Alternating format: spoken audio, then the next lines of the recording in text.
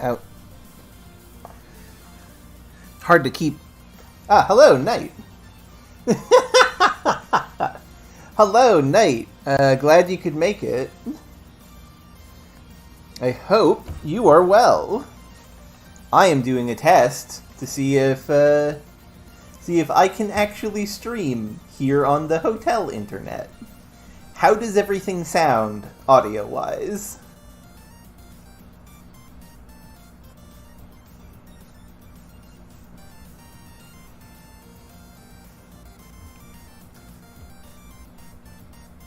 Sounds good. Okay. Also, while we are here,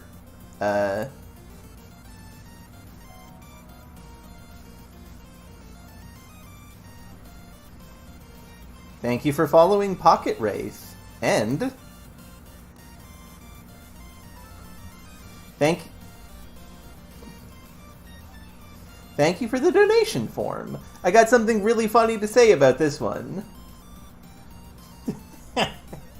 That $10 donation, when I first got it, it was in an email, and I didn't check the email until like a day after I got it, and email put it as 10,00. So for a brief moment, I thought was donated $10,000, because I forgot how many zeros was in 10,000. Anyway, yes, hello. We are playing 30XX. Those of you who are familiar with 20XX might recognize some of this. Whoop. Oh, this is the... There we go. So, this is a Mega Man X style roguelike. We are playing as Nina, although we could also play as Ace. Ace is also cool. He's got him sword. Sword and special move of sword. I'll leave it up to y'all who I'm going to play, actually. There's Dally, our little cat. You can pet the cat. Makes adorable cat noises.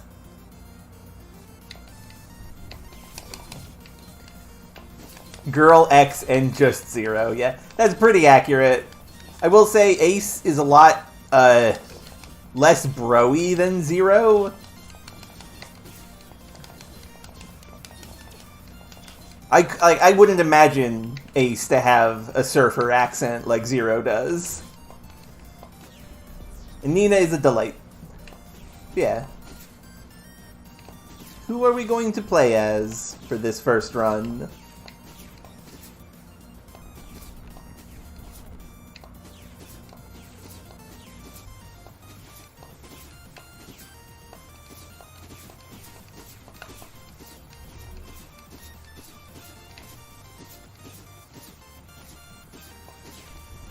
Yeah, that makes sense, Knight.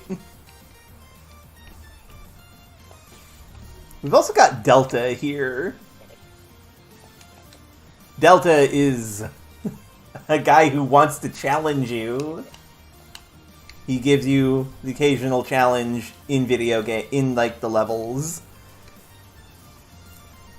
He does kind of look like Slash Man. He's got the hair. We've also got Alexi. She is our like mission control. There's a giant meta plot to this game that I've already finished. I might show some of it off. No, Alexi's a lady. She does look like Dib's dad, like style-wise. You're not wrong. And then we have the junk salesman, who some people are theorizing is Hawks from 20XX. Something about the helmet kind of looks like Ace to me, but they also say that she's a girl, so who knows? She lets you buy stuff using your progression materials. And since I've already got all my permanent progression basically done, don't mind me.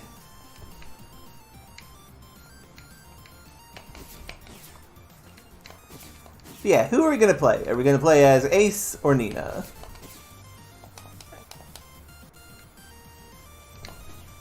Because I'm okay with playing either.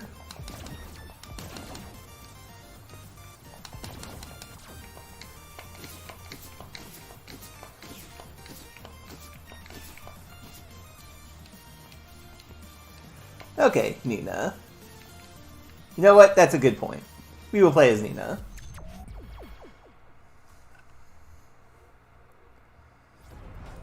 Ah, our first level is Absolution. So at the start of every run, Dally gives you a thing. Oh. We could get the Aim Beam, which lets us aim. We could get the Dracofen's Fang, which is actually a very good core.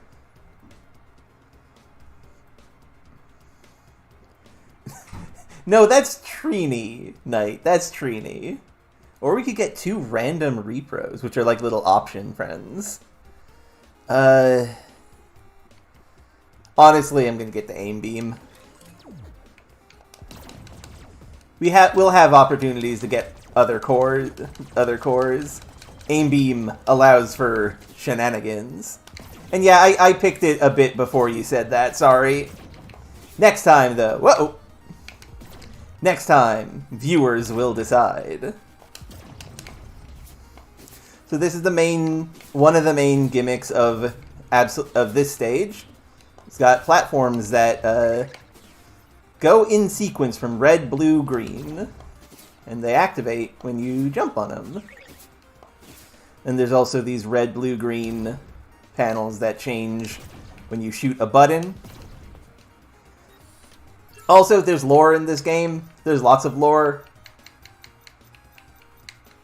I don't have this one unlocked, and I don't know how to unlock it. It's probably something.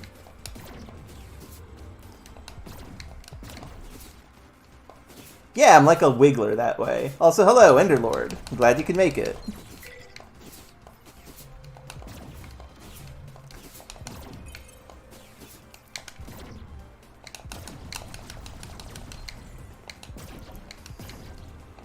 So I've been playing, ow, damn it, 30XX off and on for the entirety of the wildfire evacuation situation that I'm in. This is true. Also, here's gimmick 2 of the Penumbra stage. Little mirror things that bounce bullets. And here's a mini-boss.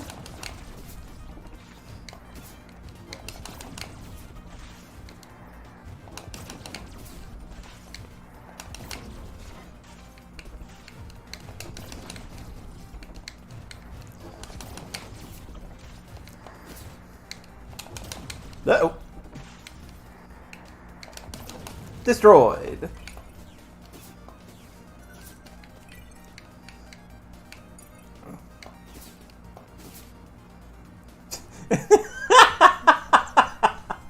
You know, that's not wrong, Knight. Okay, here's a fun one. Glass Cannon. Gives more damage, but makes you, reduces health. Patient Hunter, which during boss fights you slowly gain up to 100 bonus damage. Or the Scrappy Scraper, which gives you scrap each time you destroy a boss. This is actually quite good, because the junk salesman, she sells you stuff for junk, for scrap. Yeah, Glass Cannon is good. We're gonna go with Glass Cannon. Health doesn't matter if we can kill them. Hubris doesn't exist. Oh, yes! Beam Enthusiast! Acquire some beams. So right now, we only have 1 beam. That's the one that we got at the start of the game. So this says find more beams, and then +0, +1, +3, +6, +10. The idea with this is that as we find beam weaponry, it will give us bonus beams. Eventually we will get all of them, and we'll have too many beams.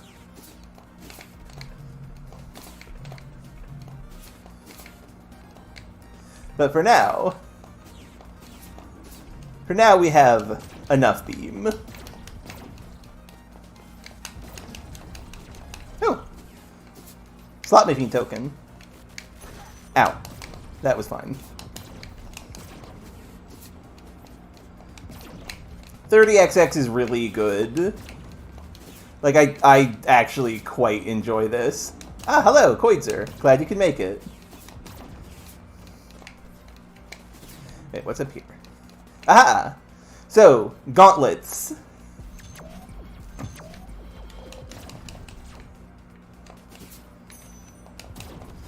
So gauntlets are little areas full of enemies, and if you get through, you fight a mini-boss that gets you a resonant armor piece.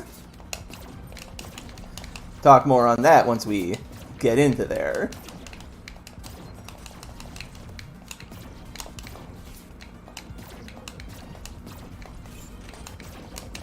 Uh-oh.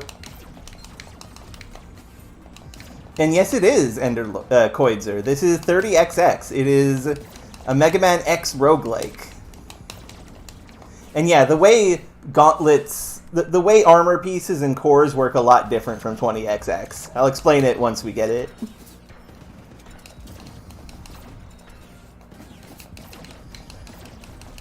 Now here we have this headmaster guy. Whoa! Piling around his giant fancy skull.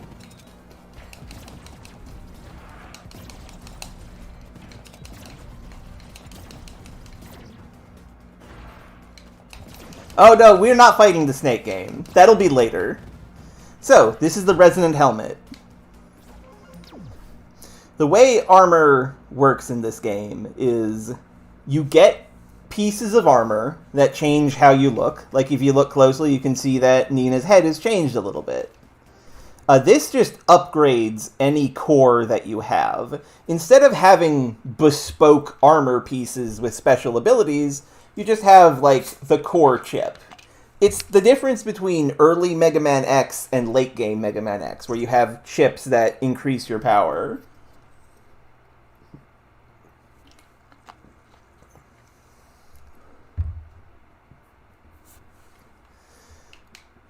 So the Oxjack's Ken here does a little blast when you dash. Now that since I have the resonant helmet, it's 3 of those little blasts. It's very different. It allows for some ridiculous stuff to go on. Bam. Whoop.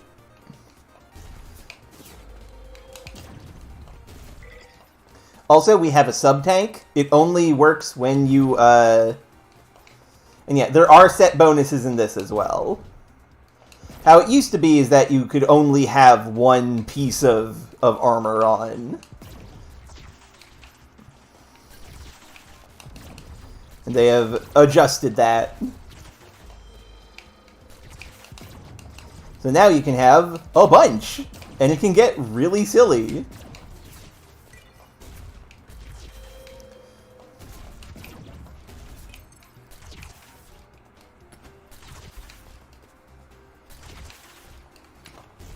Don't want to deal with those. Ah.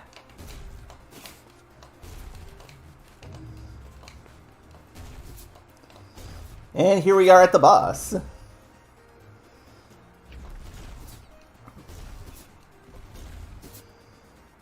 Ah, yes. The way I'll explain how fusions work once we've got a couple weapons. But yes, there is a custom sub-weapon mechanic. But first, let's fight Absolution. This cool bat bull person.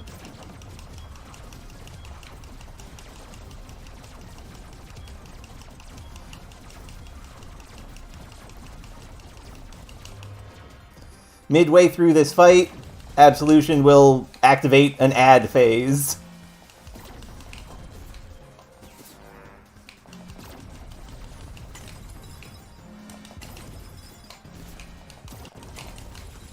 Wow, that went surprisingly easy.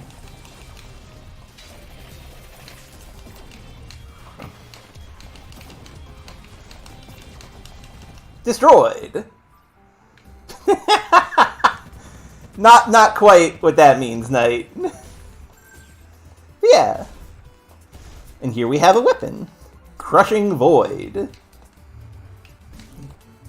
Throw a big black hole. And now, who do we go to next? Do we go to Capital Punishment, Lethal Tempo, or Legacy?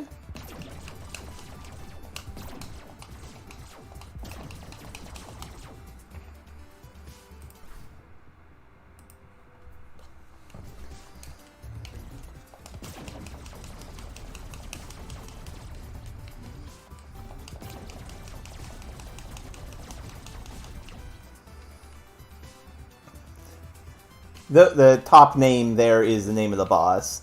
Okay, let's go to the Dustria, the factory, and fight Capital Punishment. That is a training dummy that you find at the end of every stage.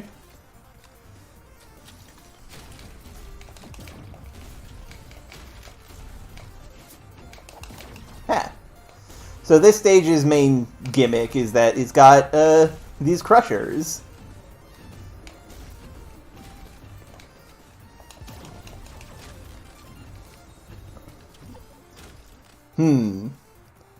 If I trade the Deconstructor's Might, which is only kind of okay, I can get the Band of Might, which increases my damage. I'm going to do that. There, now I am even more powerful. Ah! Touch spike.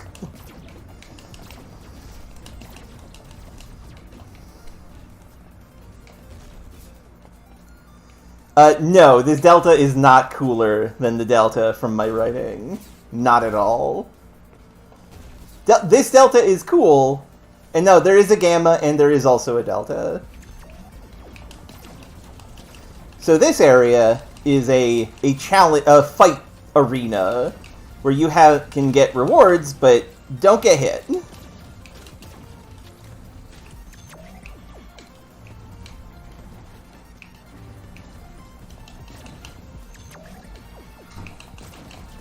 Oh!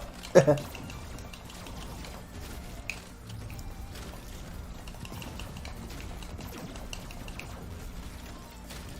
it's okay. You'll find time to do it. Okay. This is tough. Vitality Scavenger is good.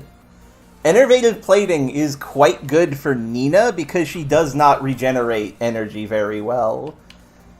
But if I get the Wave Beam, I get more beams. I'm inclined to get the Wave Beam.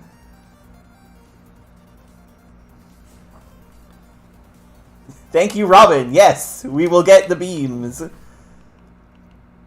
Now, you'll notice, because we have Beam Enthusiast, we got Wave Beam and also Wall Beam. Unfortunately, Wave Beam doesn't work with Wall Beam. And also Wave Beam is kind of bad, because of the specific arc that it puts on your shots. So, we're gonna go with this. Now my shots can bounce off walls.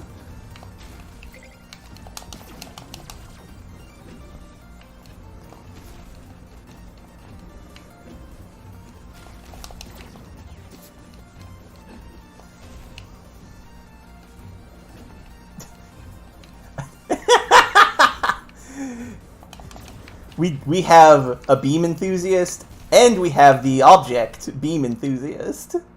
Everyone is excited for beams. I would like more money, please.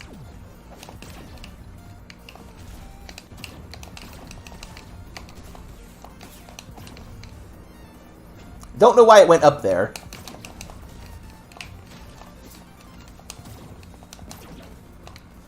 Money is useful for buying items. And no, I don't have auto combo enabled. Blah! It just feels easier for me to do it like this.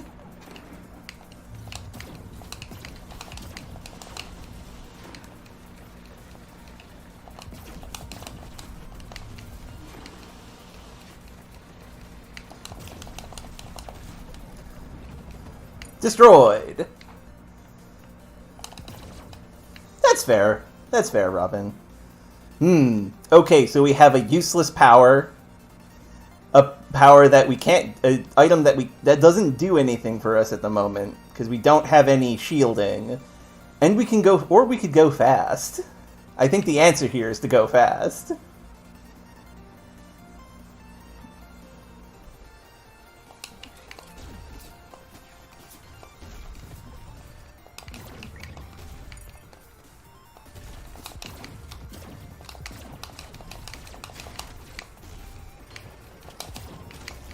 Uh-oh.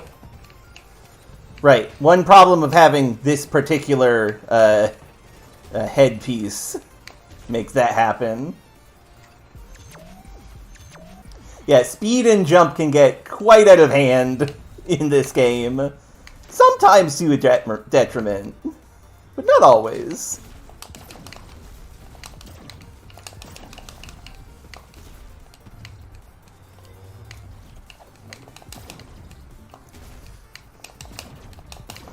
So the way energy regeneration works is that health can, makes your energy go up as well. And every time your blaster hits an enemy, you get a little energy back. Yeah, there's no jump upgrades in this. There's just speed upgrade and one core. Okay, let's see which of these guardians we're going to fight next. Ah, Shieldman.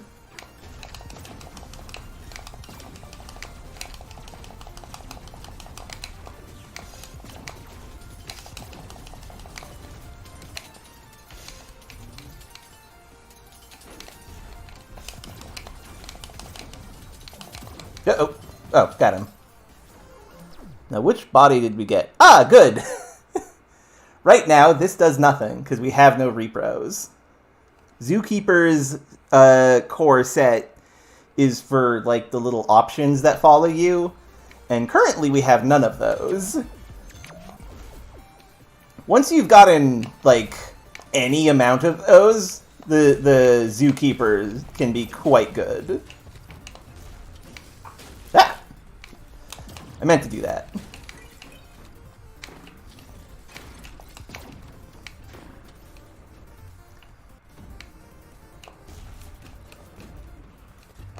And yeah, Robin is an expert at this game.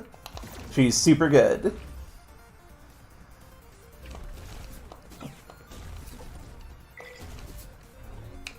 Inside the store, we have... again, can't really do anything with that. Although, we could re-roll it. Okay, this is good. Get a lot of armor. Re-roll this into... Dang it! I don't want that. Okay, question, folks. Do we get the Dracophant's Pride, which makes all of our attacks heal us? Or do we get Excalibur, which gives us more health and attack, but lowers our energy and power damage?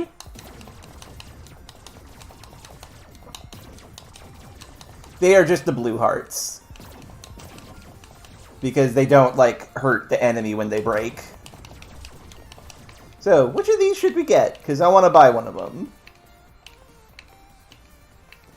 Yeah, the Dracophant's chest piece would heal us for 2 every time we kill an enemy.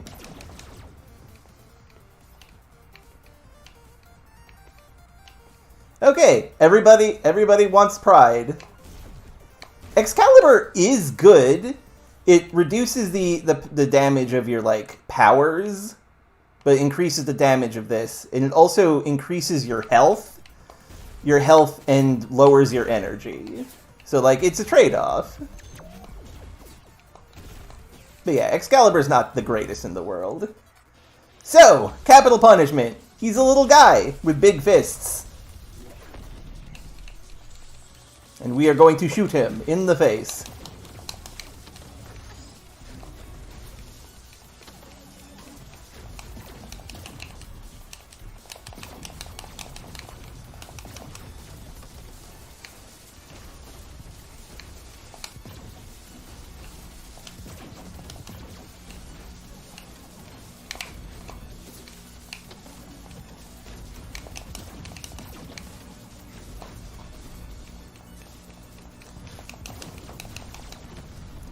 Destroyed.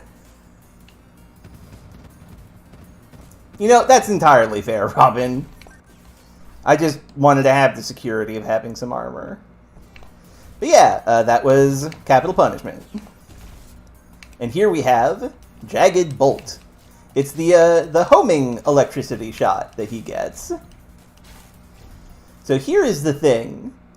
If you have two abilities, you can combine them together.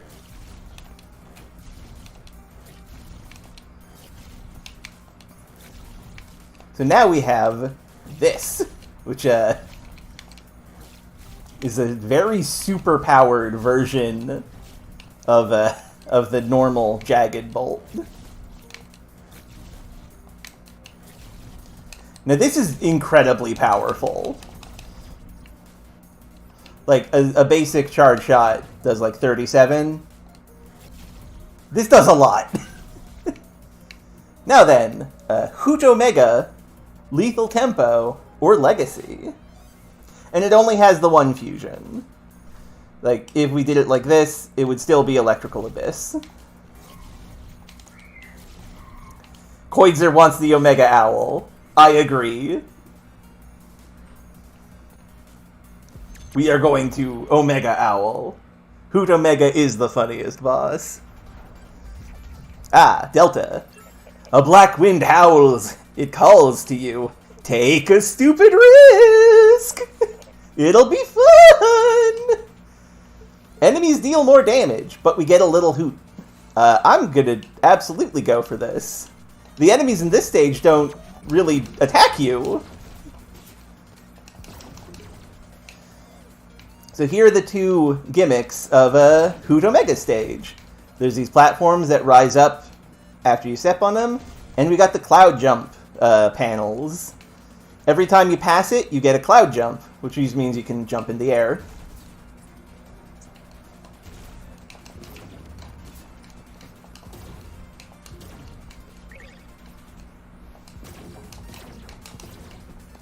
Ah, chest. Oh, yes! I'll explain what that one does when the time calls for it.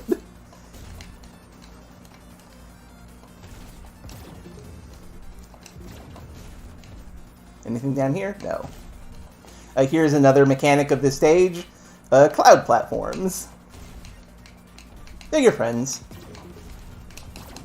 What I got was the prototype resonator. Amplifies the effects of future prototype blessings. We will go over what that means in a bit. If you remember 20XX, you'll know what this is about.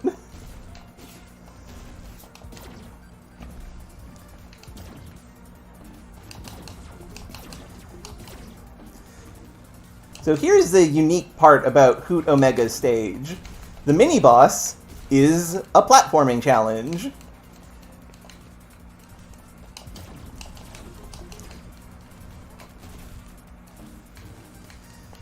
There's a little rain of lightning shots.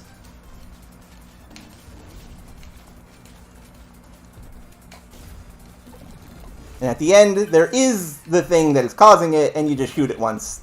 Get all the rewards. Something that is fundamentally useless. A heart container of just 20 health. Or immunity to the bats. I would recommend the reflap here. Yeah, Reflap is incredible. It's also another Ripro. So now I have 8% chance. Wait. Yeah, we have a 18% chance of just not taking damage when we take damage. Probably more than that, because we have the resonant armor.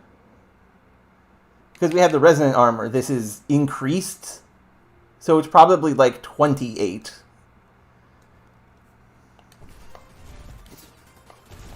Oh my... Another resonant armor piece. Like, back to back, huh?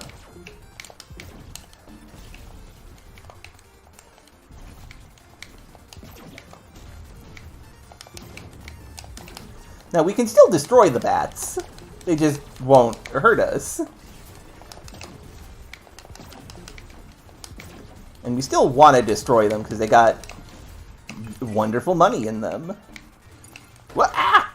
No, I took 0 damage. Never mind. There's that zookeeper in work.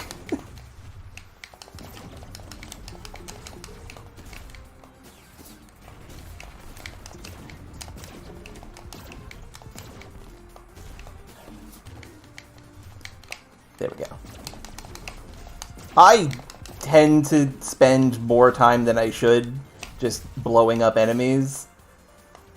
It's fun. It's fun to blow up enemies. How did that not hit me? How do I... Ah, this is a place where the wave beam will be useful. Armor!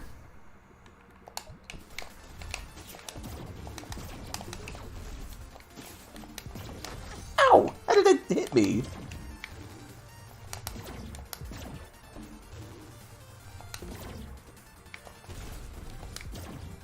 See, like... that would be smart.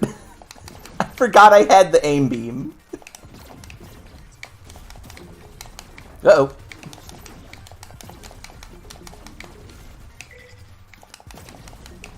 You're correct. The aim beam would have been perfect to use there.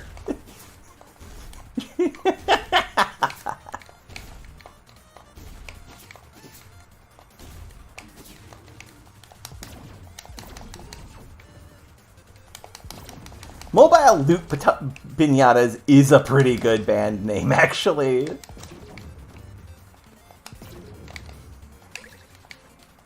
Okay. Ah, Bootsman.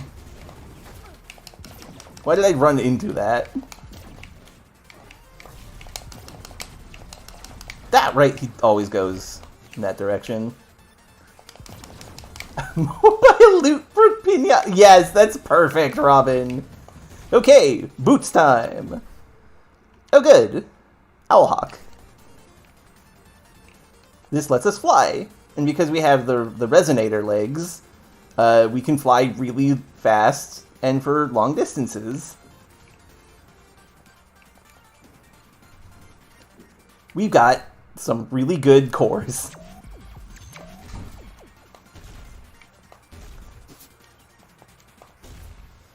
Now, in this second half of Hoot Omega stage, you get into this big updraft area. And it's pretty fun.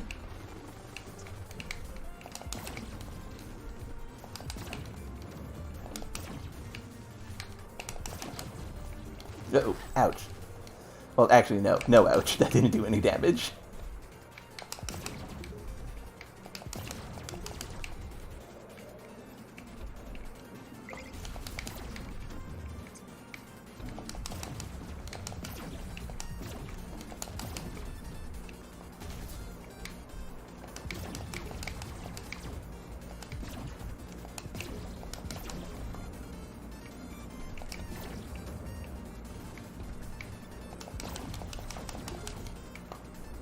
That would be pretty good, Knight. Double jump is good, but we wouldn't have enough scrap to buy it, even if we sold the thrift actuator. So that's a no-go.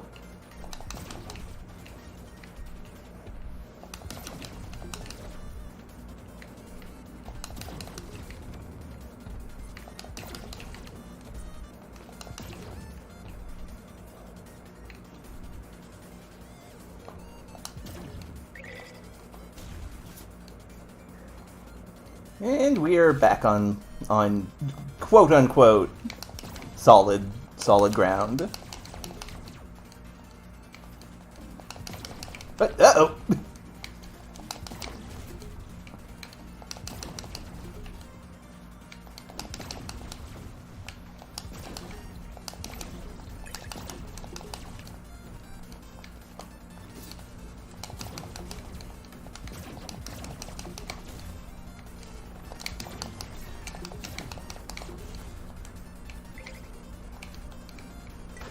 Ouch.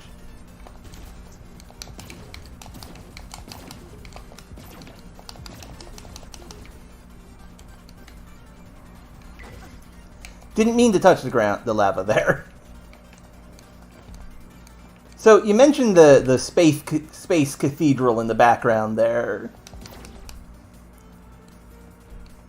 I think that's meant to be like Absolution stage. Right, I ran out of fly there.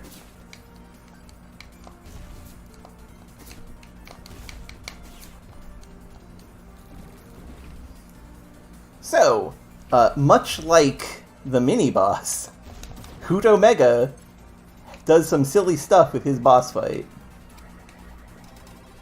Yay! Ooh! Marksman's Bite. We can shoot even more!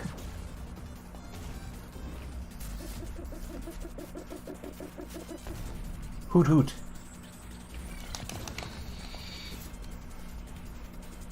And yeah, the slot machine is back as well. So the way Hoot Omega stage works is that it is also a platforming challenge.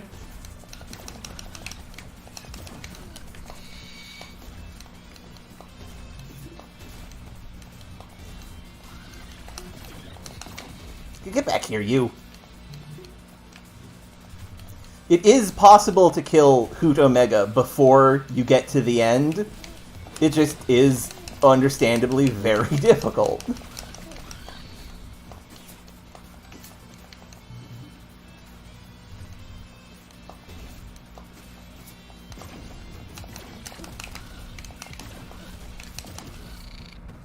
Destroyed. And our reward is a little baby owl. Also, yeah, Hoot Omega is the only boss that doesn't explode. This is because in the early access, Hoot Omega didn't explode. I think it was a glitch. Robin would know how to explain this better than I do. And now we face a choice. Do we upgrade our Void powers so that they are stronger but cost more? Or do we pick up the boss's, Hoot Omega's power? Or do we just get some money? Also, the way the little Hoot works is that when you use your power, he wakes up and attacks enemies. He doesn't do that for the training dummy. It's a stack night, not that. Okay, Hoot Omega just doesn't explode on purpose. That makes sense. But yeah,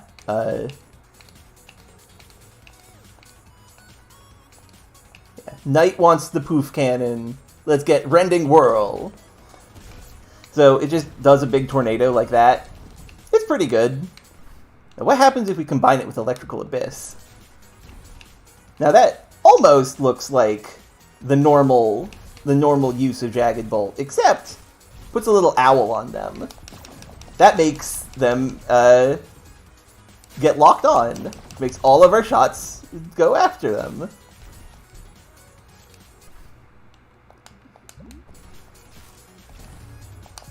Only just regular shots.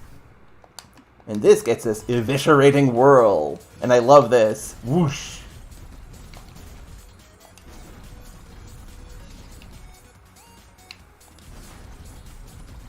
This big tornado costs a lot of energy, but it is quite effective.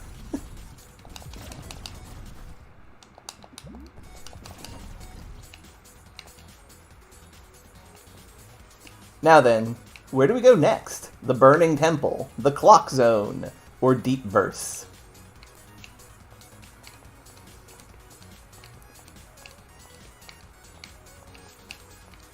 Yeah, I agree. Hoot Omega is just too cute.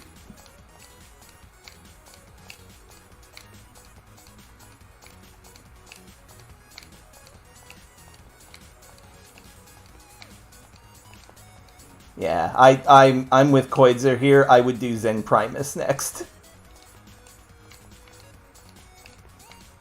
Zen Primus is a boss that I have some difficulty with, so I try to get him out of the way quickly.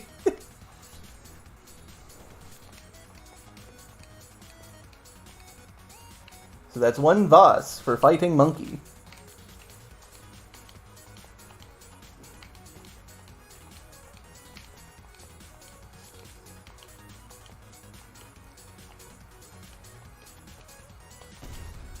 That is interesting, Robin. I should try some entropy modifiers at some point. Yeah.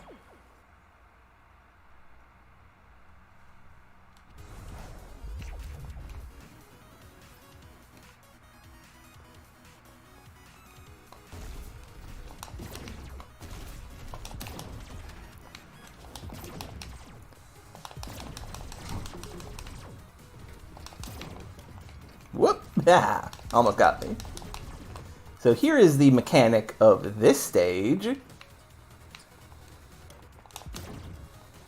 mean, kind of, right? But yeah, here's the mechanic of this stage. Platforms that just move back and forward. Now here is a glory zone. The purpose here is to not get hit while going through a platforming challenge. Because we have...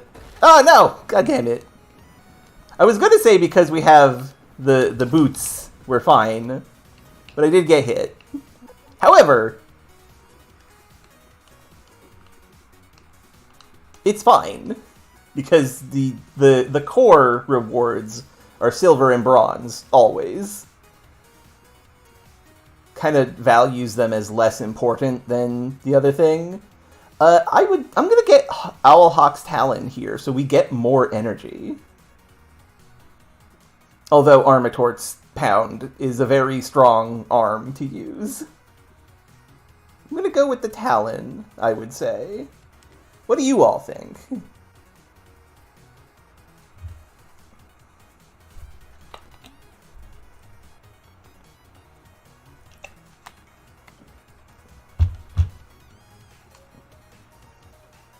Yeah, let's get the Owlhawk.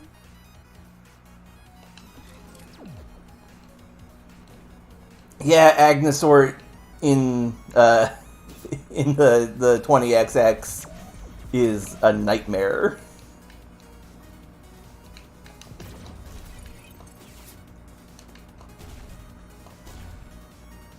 And here we have the mini-boss, Abur. Oh, god damn it. I forgot I have to activate it with a other button.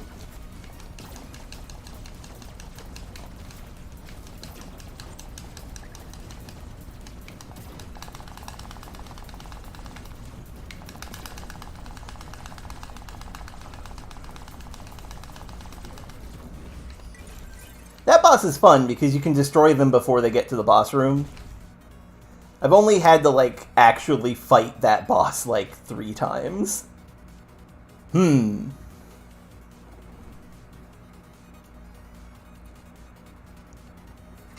we get more core? Or do we get the thrill of battle? I'm gonna get more core. This is fun. You get like, a pretty good boost of damage, but this will allow us to use more cores and more beams when we find more beams. Everybody likes beams.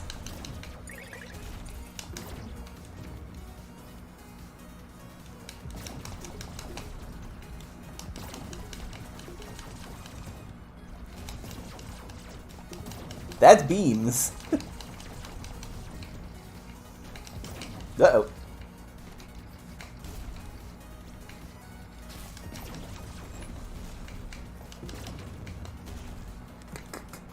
This is the, and of course, like, this is the other hazard of the stage, is these fire jets.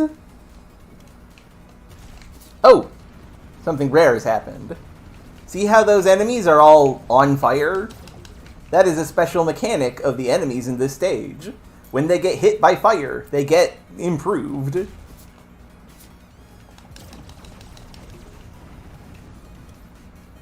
is very annoying. Ow! Well, it got... Aha! Lucky.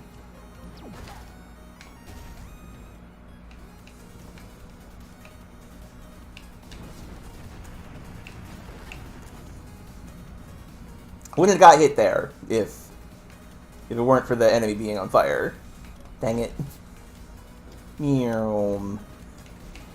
Ah, leave me alone, martial artist.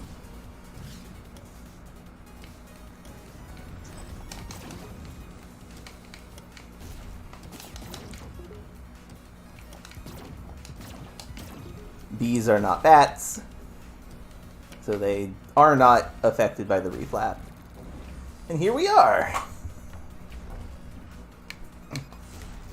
Now there's a cool part of this stage that Robin found.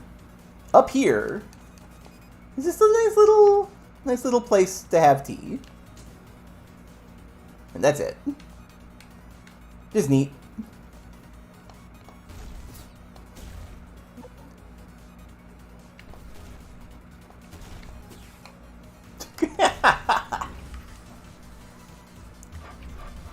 Okay, here is Zen Primus, the peaceful postulant.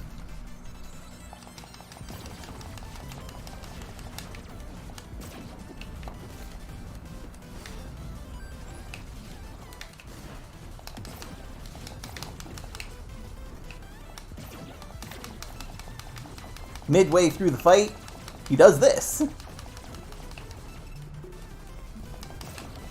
You gotta destroy the shield generators, or just blast him when the shield is dropped a bit, and he will eventually get mad.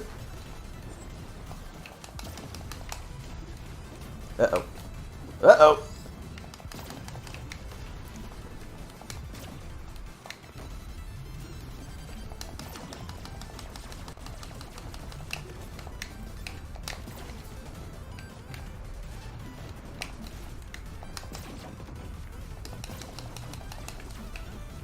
Uh-oh. Touch the wall there.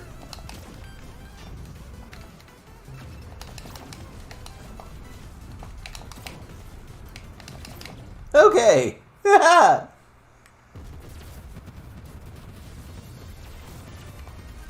boss is always tricky for me. I have killed the primate. We can make our tornadoes stronger, or we can get the Zen Meteor. The way the Zen Meteor works is it launches into the air, and then when you press it again, it splits. If we do that with this... No, not that. Makes just a little fireball. Oh, you can hold it. Excellent. Split with this makes the Crushing Twin. It just shoots a little blast. And when you hit it, it does that.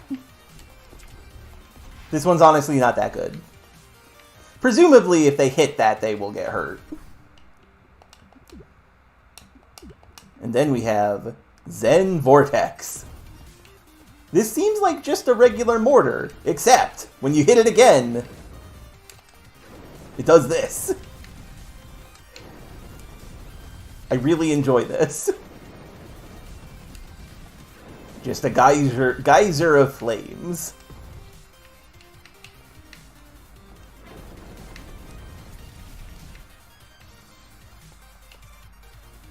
Yeah. Okay, Experiment 9 in the Water Grav. Lethal Tempo, or Legacy.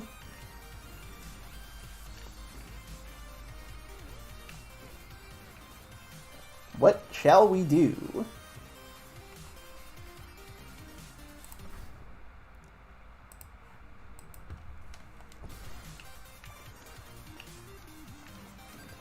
clocks, water, or whatever the deep verse is.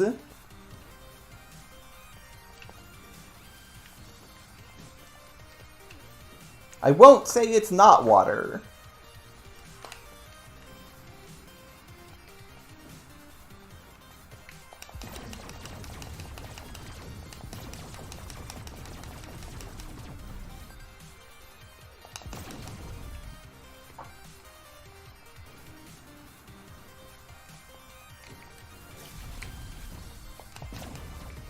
That's one vote for Lethal Tempo.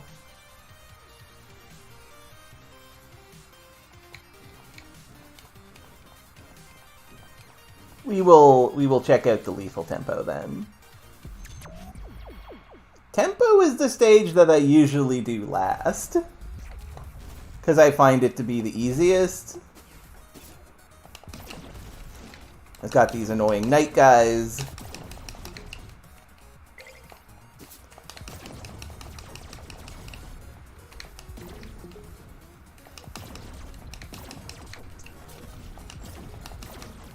And yes, it is a spooky clock tower.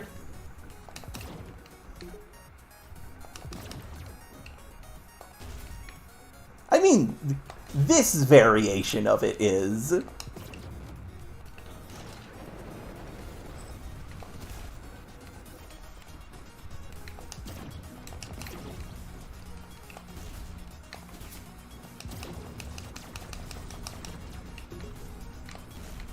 No, there's no Medusa's heads here. Okay, another platforming challenge. Which, since I have the owl feat, will be very easy to accomplish without getting hurt. Probably. Last time I said that, I immediately got hit. Do we go faster? Do we reduce our charge times? Or do we make our repros do a attack every time we shoot a charge shot? This is a genuine, this is a genuine choice. And that's true. We could take advantage of the fact that we have repros that would make use of this. I'm gonna call that one vote for the Zookeeper's Wrath. So let's go with that one. Now, admittedly, all that does is make our owl, activate. But an activated owl is very dangerous.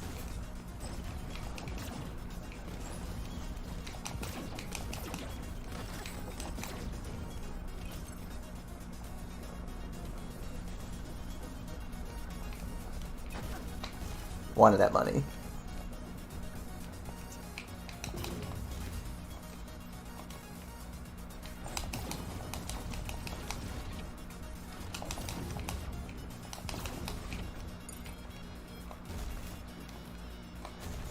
I am reminded of an in-joke between me and QWERTY about how you must read at all costs, or the owl will be very upset at you.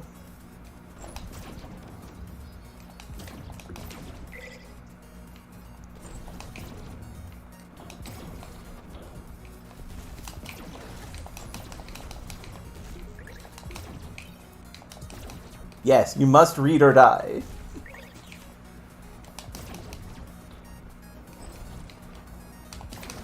God, I gotta watch Read or Die the animation again. The TV, rather. Ouch. Read or Die is so good.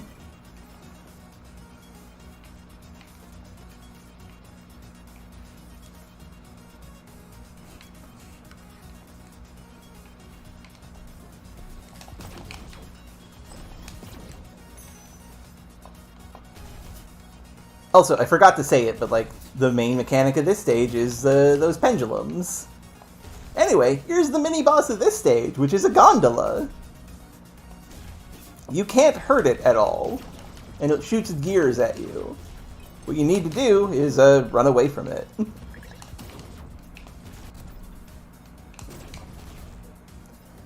Now, when I was watching Robin play this game, she would always, like, do, like, very good dashing away from it, and it made me think that it was a race that needed to be, like, won, which made it very funny when I was showing this off to QWERTY, and she was like, well, what happens if you lose the race? And we just stopped, and it stopped, and it was like, oh, I'm not supposed to run. It's just supposed to get through it. That was very amusing to me.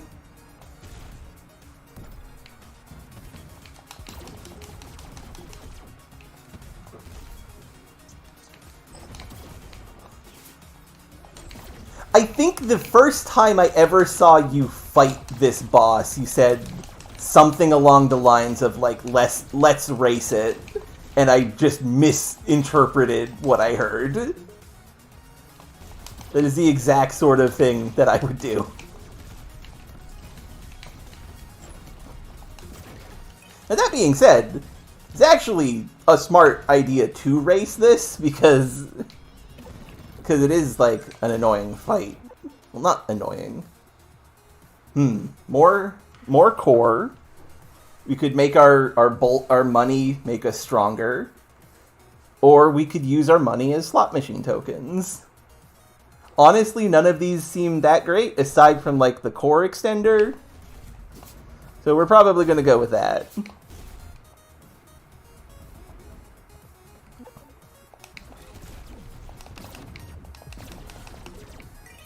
Yeah, presumably. It just gets destroyed by that wrecking ball. Power enhancer. Our powers are more powerful. Uh-oh.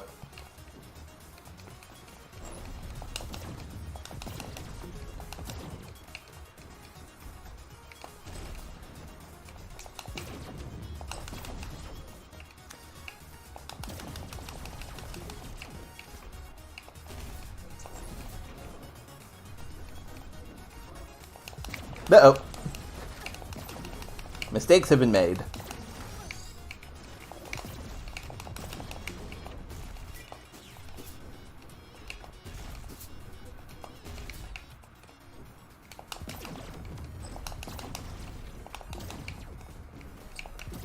For a second, I thought that bat was going to hurt me. But no, bats will never hurt you. They're your friend.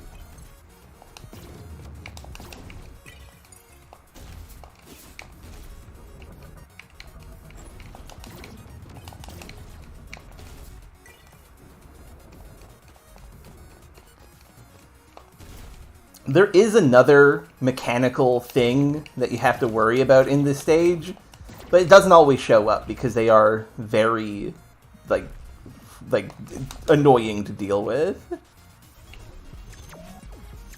I am excited to see what your version of Strahd uses other than bats. Okay, there are many things that we could get here. We could get more power. We could get an attack damage boost, but we are like halfway through the game, so this isn't as useful. I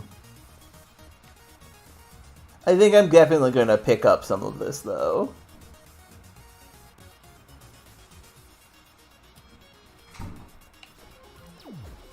There.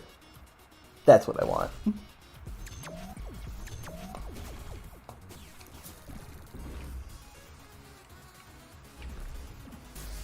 And here we have Lethal Tempo himself. Or themselves, because it's a clock. There's many of them. Ouch. Uh-oh.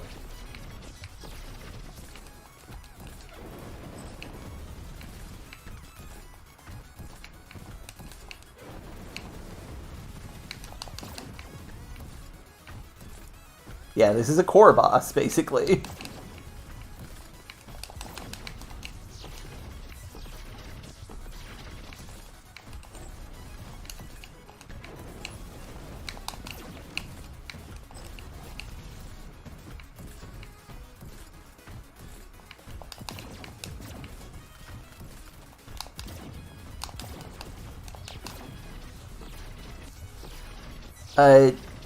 I wouldn't say it's an armored core. Although that game is coming out soon. I ought to get it. Maybe when my hometown is less on fire, I will get Armored Core.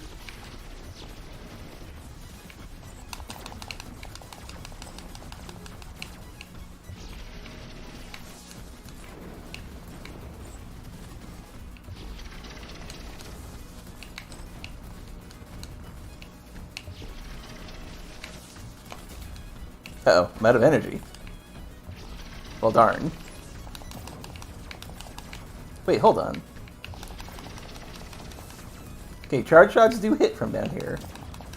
Excellent. And that's Lethal Tempo dead.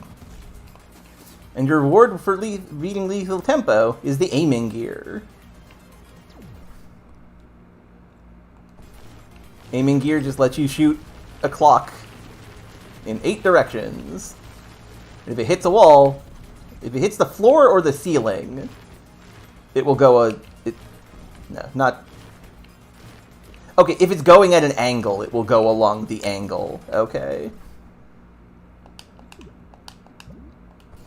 Aiming Whirl is an aimed version of the Storm Owl, of a Hoot Omega's a move.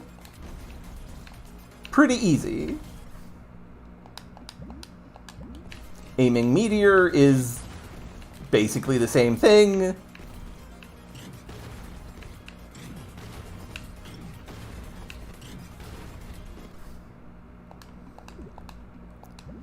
Divine Gear is a little shotgun that homes in. And this can also be aimed in any direction.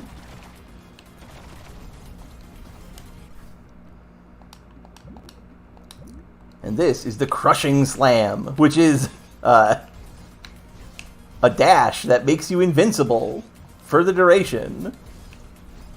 Costs energy, though, so not reliable. Interesting, but not reliable.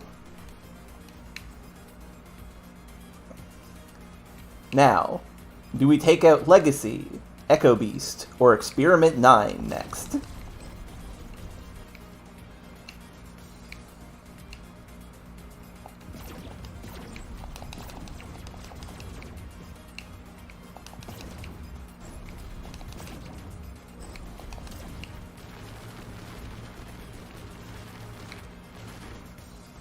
Echo Beast, then.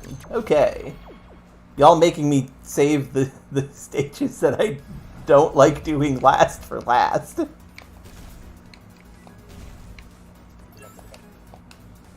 Taking damage jams your attacks and powers for 3 seconds, but in exchange, you get the Vibro Focus. This is a free challenge. So, here is the mechanic of this stage. Dirt that you can swim in. Surprise! This is the water level!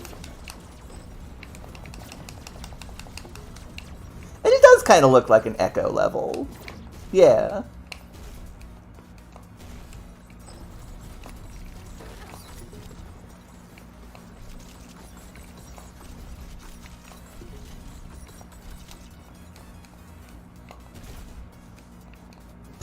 The real water level is the friends we made along the way. No talking about eating friends. We don't eat friends here. Come on.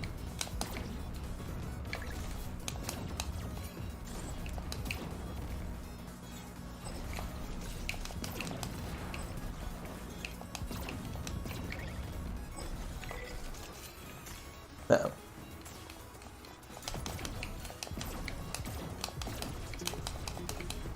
Right, bats won't destroy us.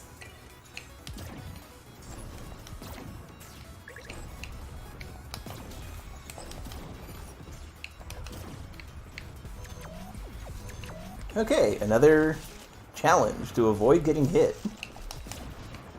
Ah, god damn it. Did not notice that mole was there.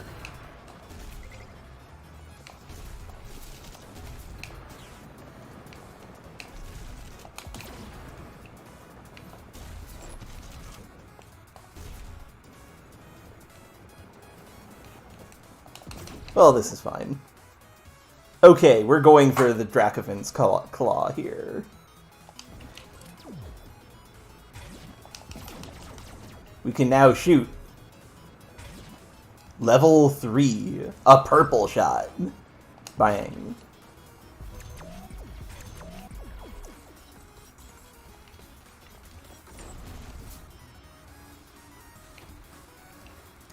Also, these snake blocks become dangerous snake blocks when they are in the water, the dirt water.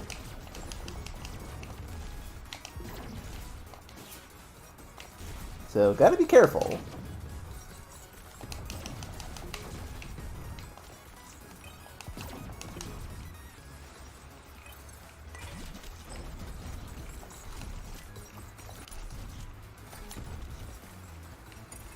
I mean, it's dirt, but you swim around in it.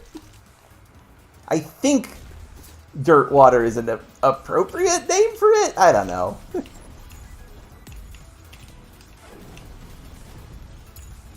So this mini-boss is very susceptible to damage. Like, I've always found this mini-boss has, like, the least amount of health out of all of them.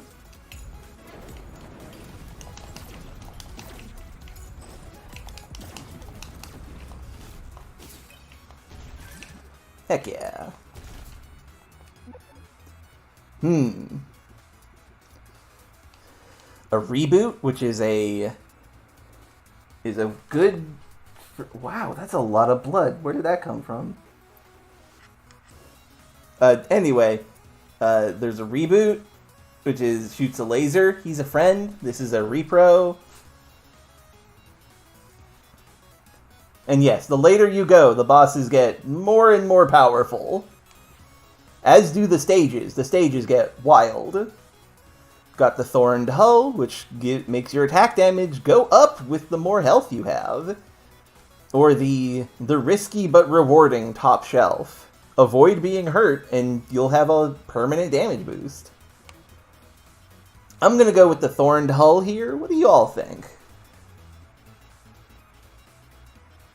No, I'm not bleeding to death. It was just a scab that was fresher than I'd expected. Everything's fine. I'm not bleeding to death. See, I have max health. It's fine.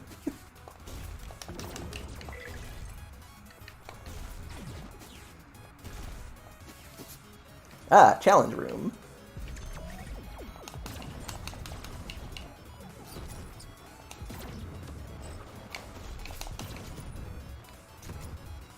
It's not that bad, Knight. Jesus.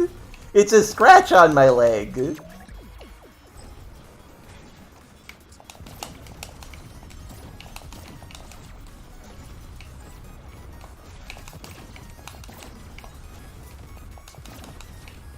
Anyway, this level's got great music, doesn't it?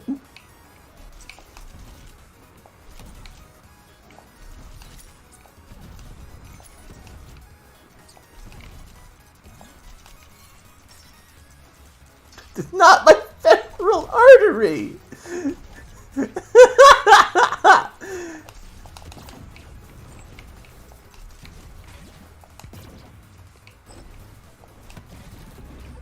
You're all goofballs. Oh, hey, more beams!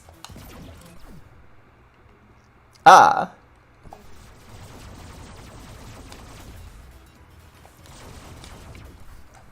Well, sorry about that.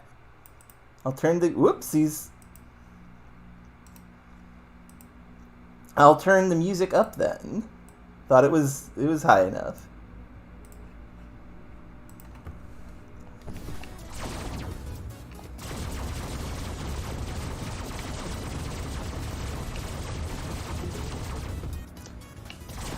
Verity Beam is fun, but not gonna go with that one. I'm gonna stick with the Plasma Beam.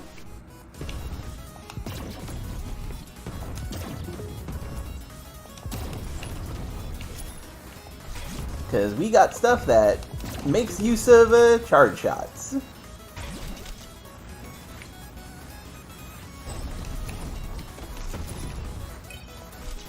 Uh-oh.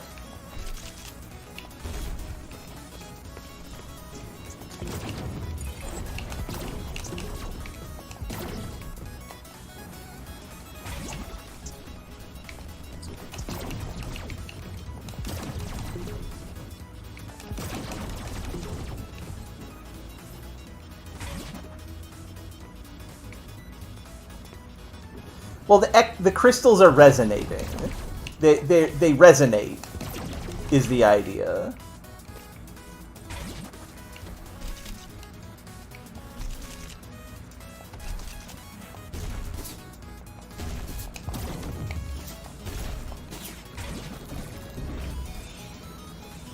They're sound crystals.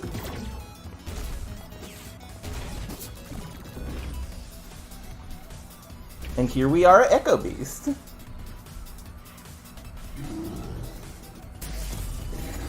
The Slumbering Sentry.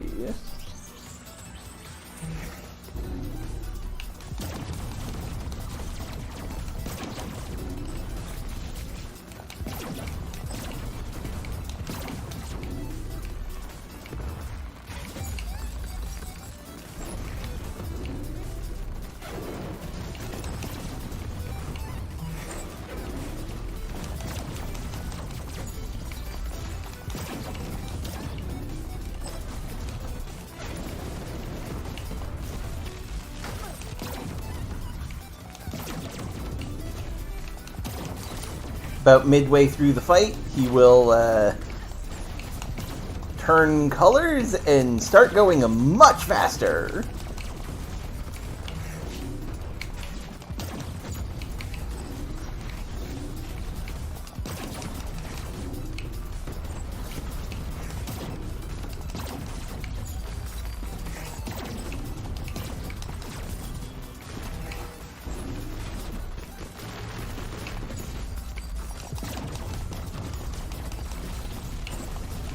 Uh-oh.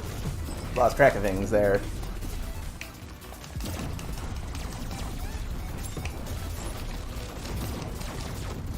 The little crystals that he shoots, you can bounce them back with a charge shot. Which does some decent damage. Ow. Not so with the green ones. And there we go! Woo!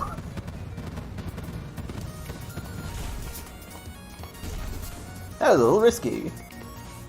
And the ability that he gives is the Crystal Wave. It, petrifies enemies. This is one of the least good powers. If we combine it with the clock, it becomes the Aiming Crystal, which lets you aim the crystal. Hooray!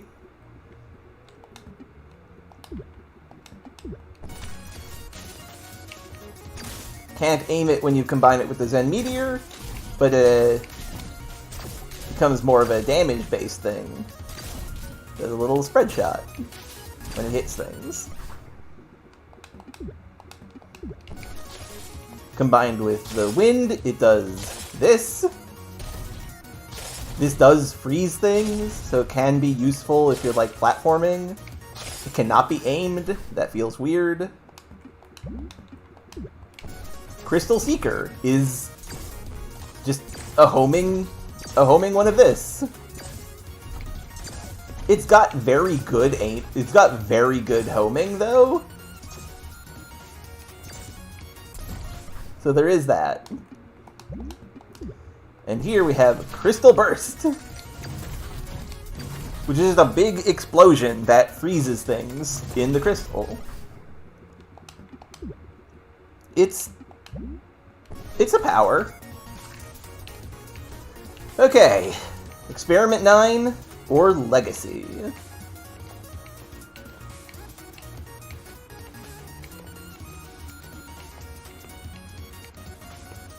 Believe before we started this stage, I'm worst against Experiment 9. Let's do that one last? Okay, Knight. Legacy it is.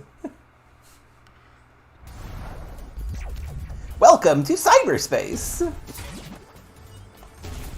With Yoku blocks! Everybody's favorite Mega Man mechanic.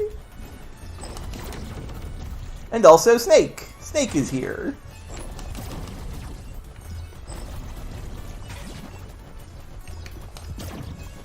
Uh-oh.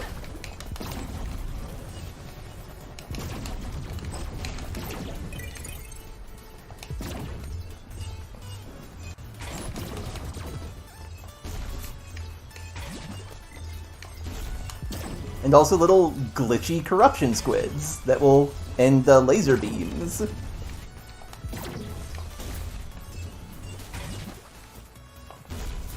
Also these moving blocks, which are actually pretty nice. I like them. Everything else in the stage is quite dangerous, so I tend to do this one earlier to avoid the platforming being too dangerous.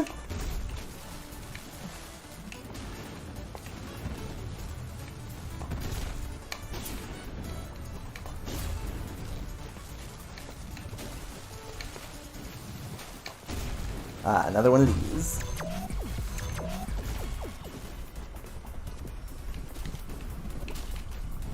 Ah, goddammit.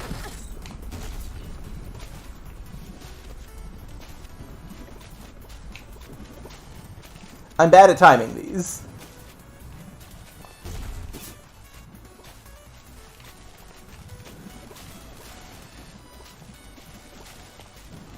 There we go. Whew. I don't want any of these. Salvage.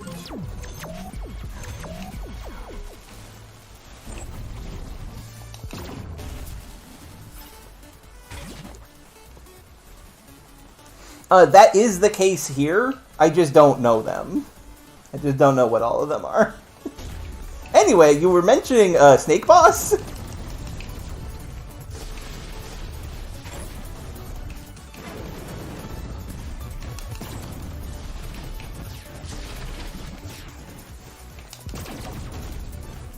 Snake Boss that is also Bomberman.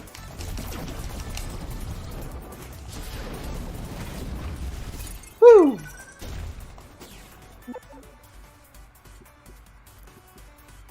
Let's become even stronger. Eater of Worlds.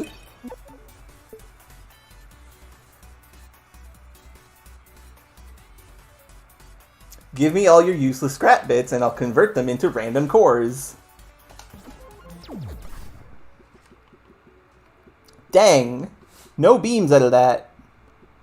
We just got 2 body pieces. Still though. That's a pretty good spread.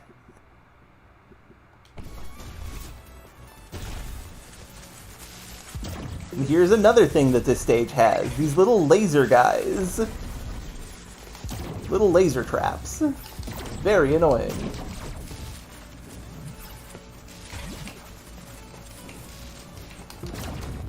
Ooh! Contractor Plus. This is just a generically good item to get. Makes everything you do slightly better.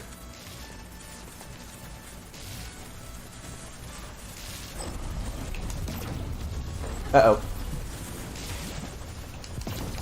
Please leave me alone, lasers!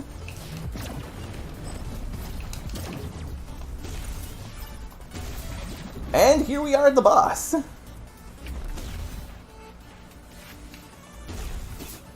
Now, Legacy as a boss is not as difficult as the level.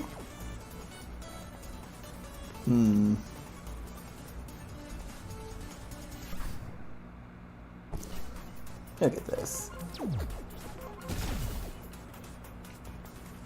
Maybe those were bad choices for the store, but I like playing dangerously.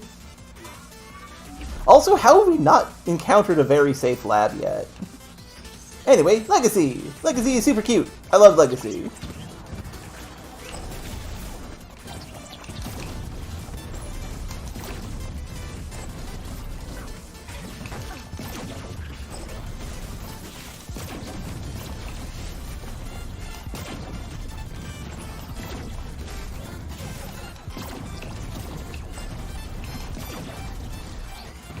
Kind of, yeah.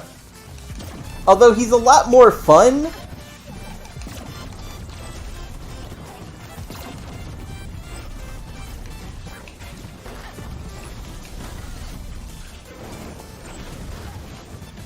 And midway through the fight, gets a shield. Starts doing this. And there's little guys, if you shoot them, does damage to the shield and to Legacy. And get 3, breaks the shield. The normal fight resumes.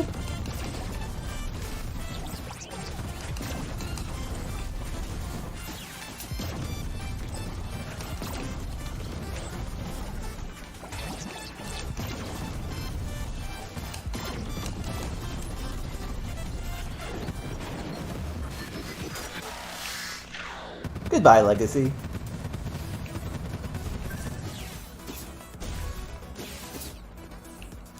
And our reward is the Negation Pulse, which is just a big explodey. Combined with this, you get the Crystal Pulse, which is a weird moving pulse that freezes enemies. It's odd. With the aim, we get Negation Gears, which is shield weapon. It's pretty good as a shield weapon goes.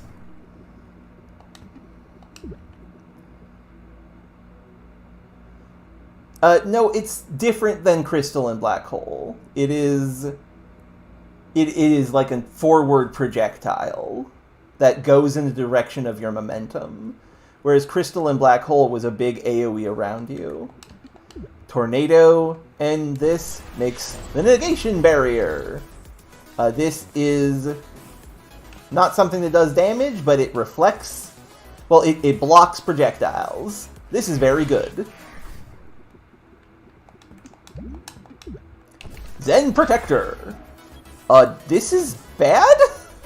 It just drops down this guy, and it can block weapons, like block attacks, and eventually it will burst and shoot fire.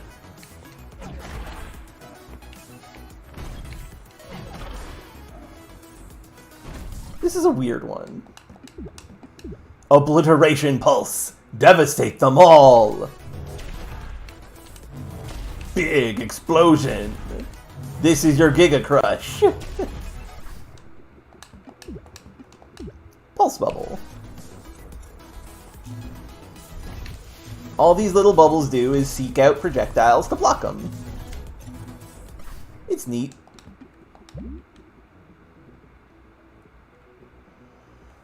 You cannot fuse 3 things. It is only 2 things together.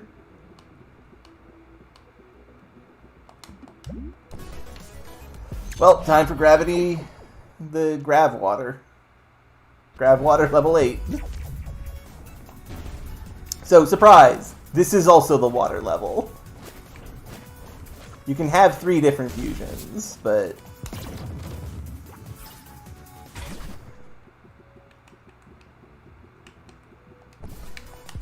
So, there's little slime turrets. The slime turns into a damage zone if it hits the water. There's little platforms that only activate in water.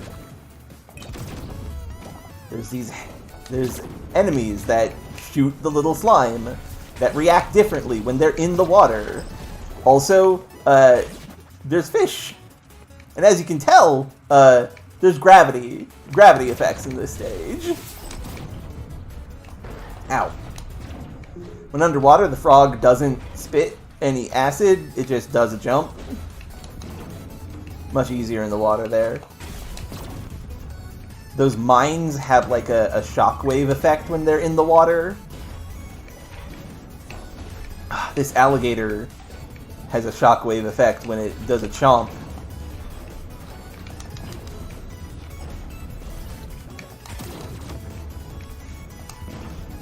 You can see why I tend to do this stage last, because it is fairly complicated, a stage. Ouch! Also got Gravity.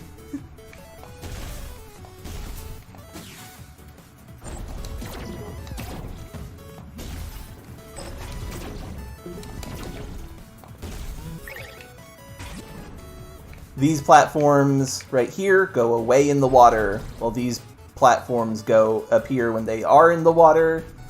That little bomb guy, his spikes go in an 8-way pattern, and if you're in the water when you hit them, they make more acid zones. And there's buttons to gravity the water.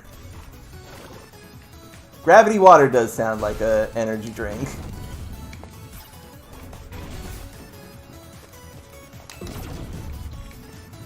What is this? Salvaging shop items cost half.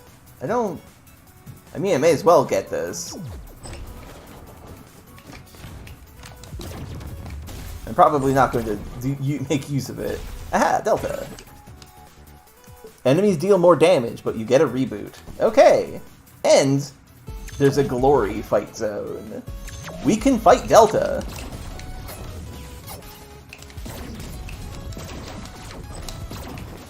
And Delta has all of our moves.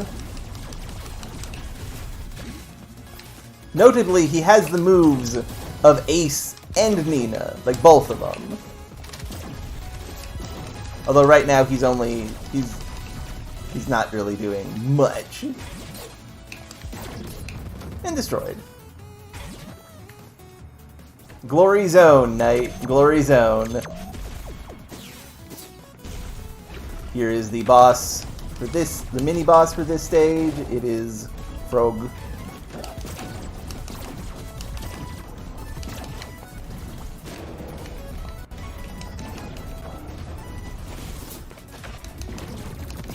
Frog destroyed.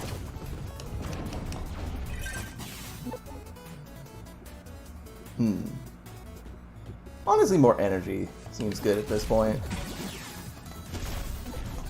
Ah, there we go. Final resonant armor piece.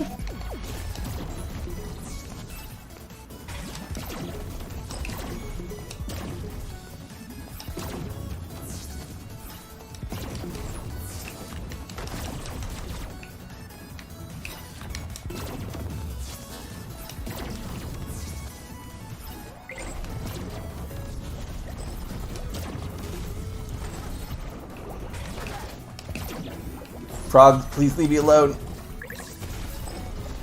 Ow!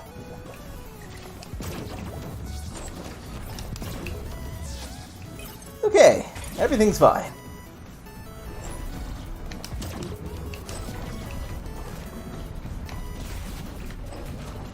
Mostly fine.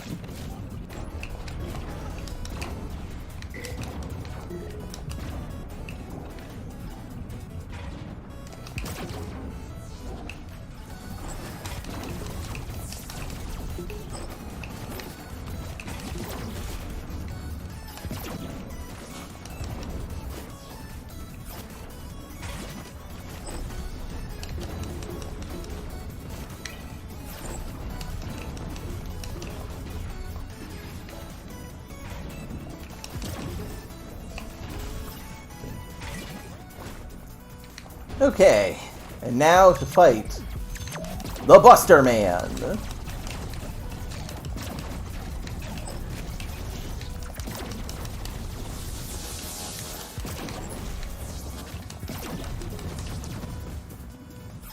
And a reward.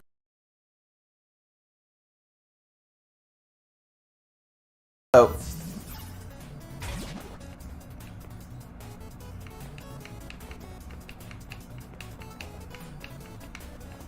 Is everything okay? Y'all can still see things? Stream ever so briefly disconnected because of hotel internet. Please advise if things are still live and like watchable.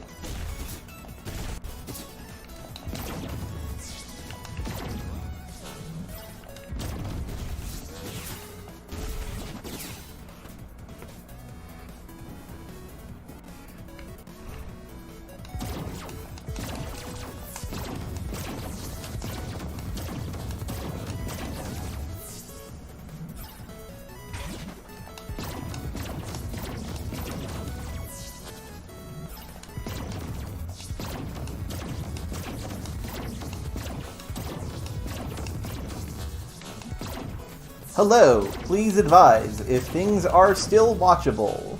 Please and thank you. I would appreciate the knowledge.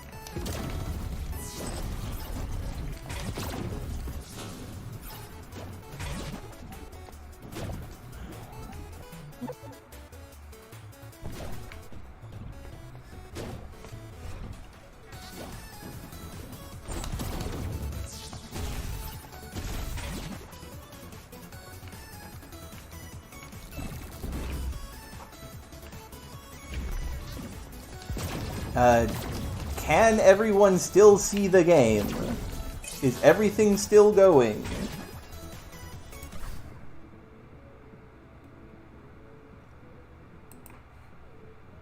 Please answer in the chat room. Presuming I am able to be in the chat room. Hotel internet is being... It's sure being...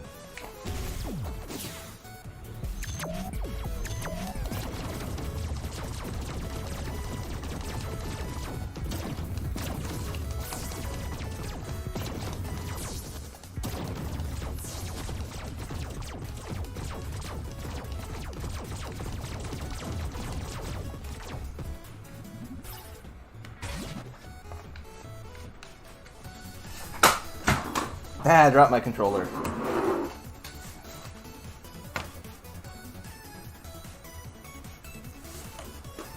Okay, you can see the game and hear Zodi. Good.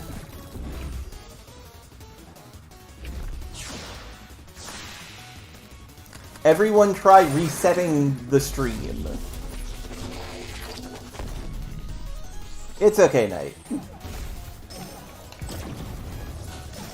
So here's experiment 9.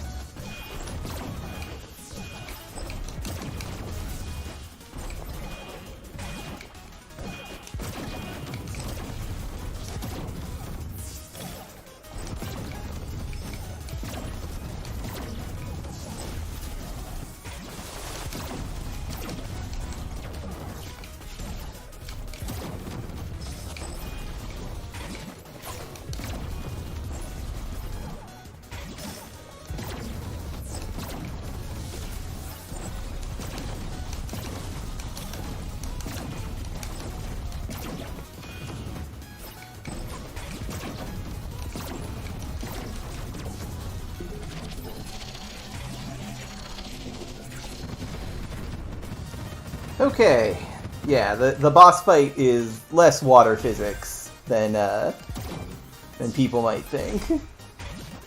And the reward is the auto drone. The auto drone is a little repro friend.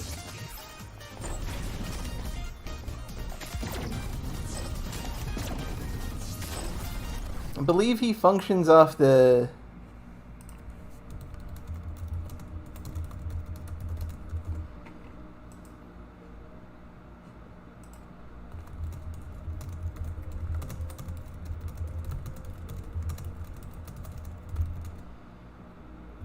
Oh, okay. Because of the disconnect, I can see the chat, but the stream cannot see the chat if they're just watching the video.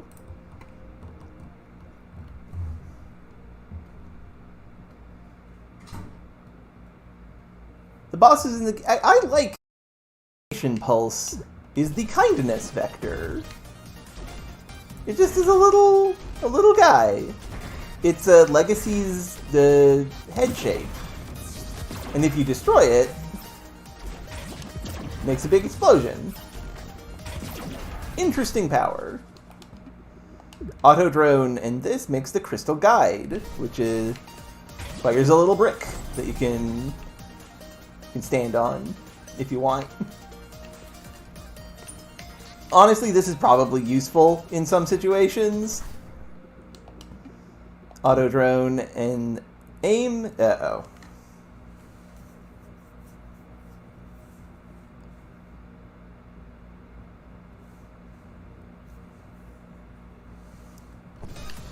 Auto drone and aim makes these guys, which do like zip around on surfaces they hit.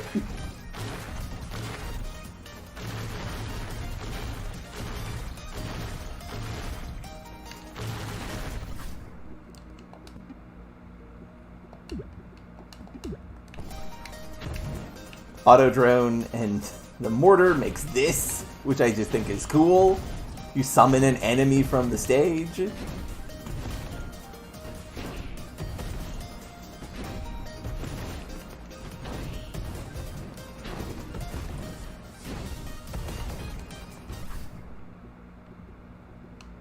The feeling you missed all of this. Because the delay is now at 85 seconds, and I don't know if any of it is being shown, because the internet has decided to be bad suddenly.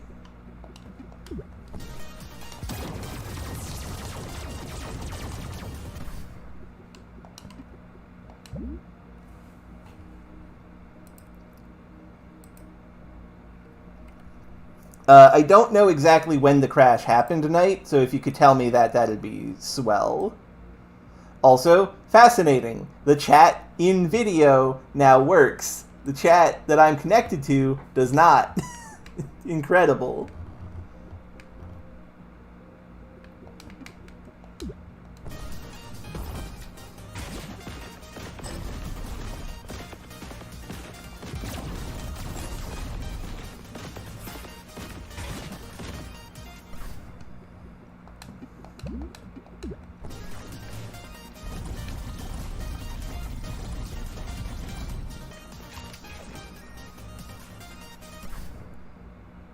We're in slideshow mode now. Okay, try resetting if that's the case.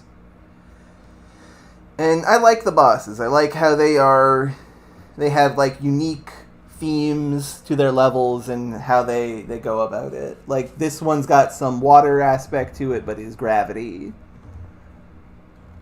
Anyway, this is showing me that streaming in the hotel is probably not going to work. Which is good to know, but disappointing.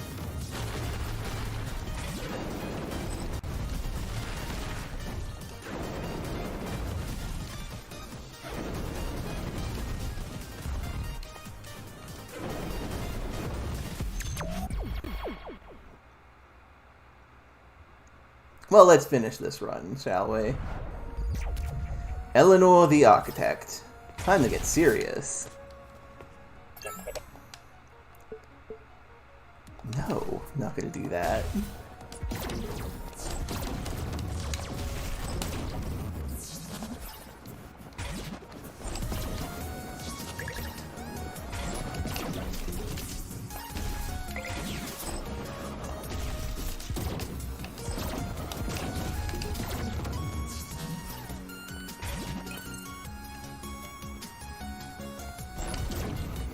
I should clarify, Knight, I didn't mean the time that it crashed. I mean in streaming to tell what's going on as well.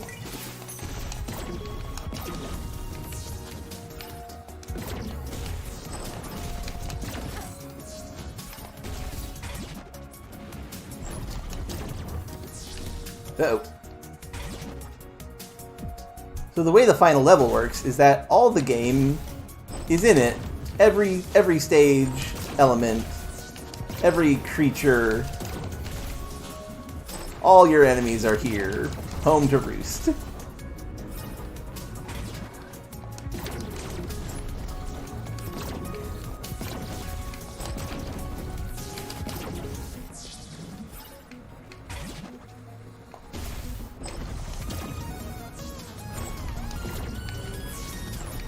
Sorry, 80-second delay sounds about right. And well, no, because usually I have a 1-second delay.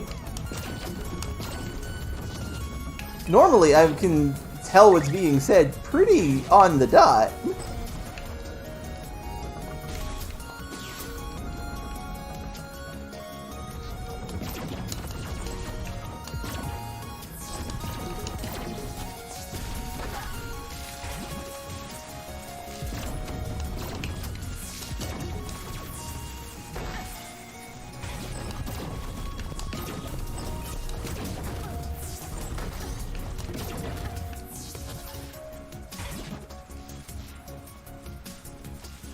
I thought you did. God damn it. Did I say night? I did not mean to say night. See, this is what happens when the stream gets weirdly dissynced. My brain starts to go.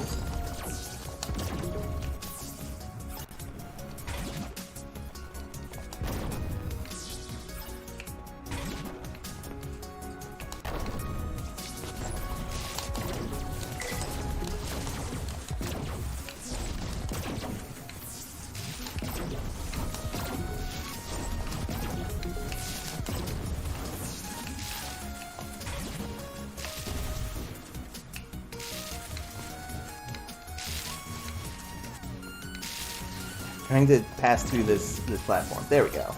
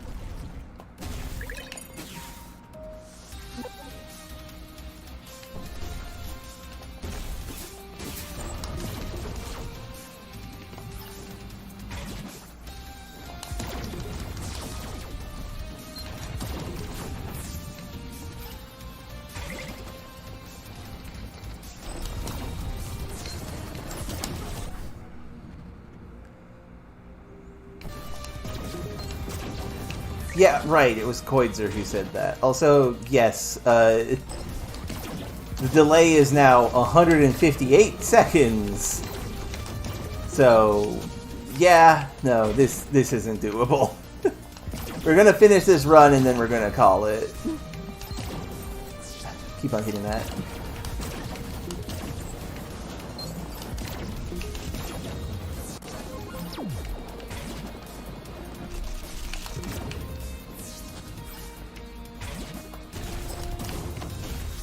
Here are the platforms. Still able to hear these. They're solid platforms, which means platforming around them is difficult. It worked for about an hour, which, given how important a game Bastion is to me, I'm not going to risk that. Personally, would rather just not. Bastion is a game that is important to me, and I want to be able to show it without the internet being all fucky.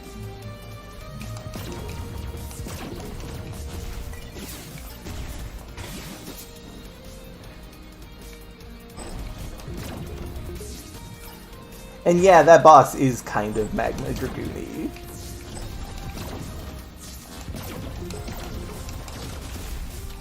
They go some weird, cool places with that mini boss too. I like it.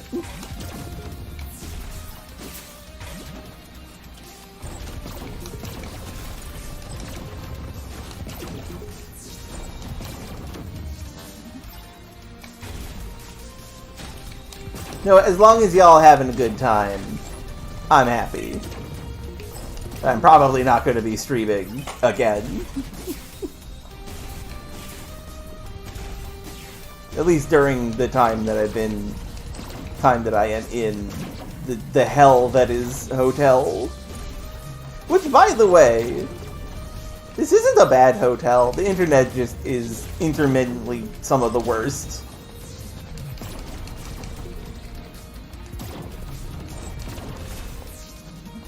And I would like it if it was a little better, please. Ah, glory. Uh-oh. Right, the glory zone here is like this.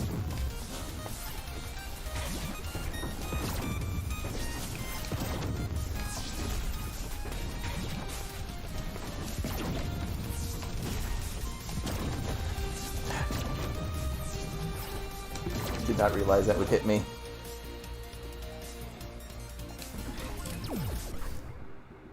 Don't have enough energy for that. Darn. Ah well.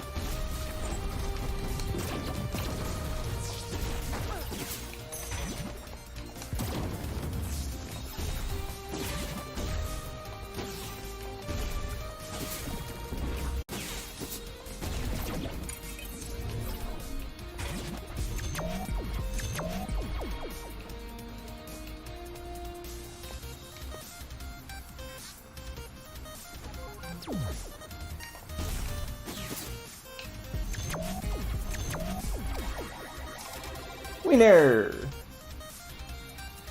This is good, actually, because we got, like... Okay, we don't have any scrap. But that could have been good. Oh! Excellent! Finally!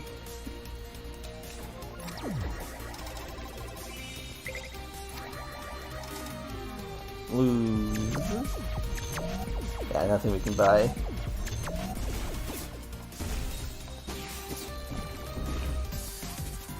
And here we have the final boss, asterisk.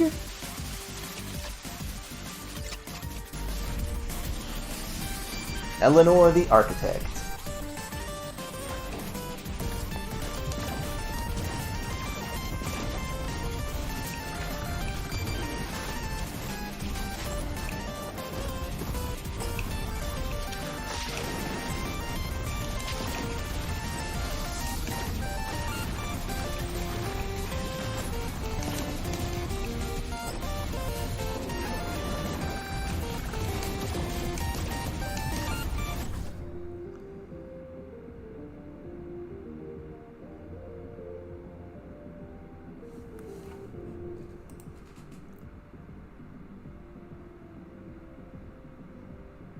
I guess? I've never experienced that myself, Coinzer, so I don't know. I don't think that's supposed to happen.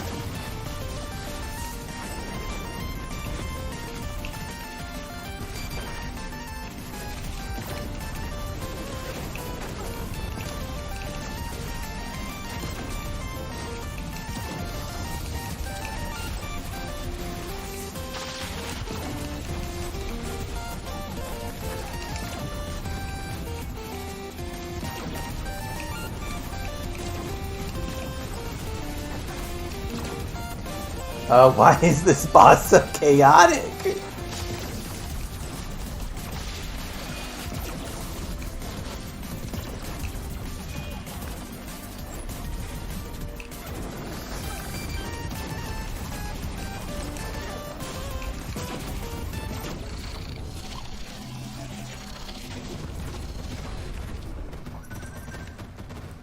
That is most likely Koidzer. And it is currently 2 p.m. here, yes.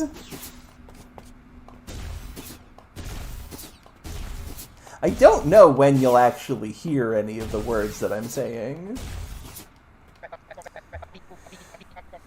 I wish I could see what you see. Broach the thin veil that separates this world from the next. How many times have you fallen? Have I? I pray for you, hero, but it's not over yet. Midgard, come! And with Eleanor dead, she, summons up the Destroyer of Worlds. Midgard.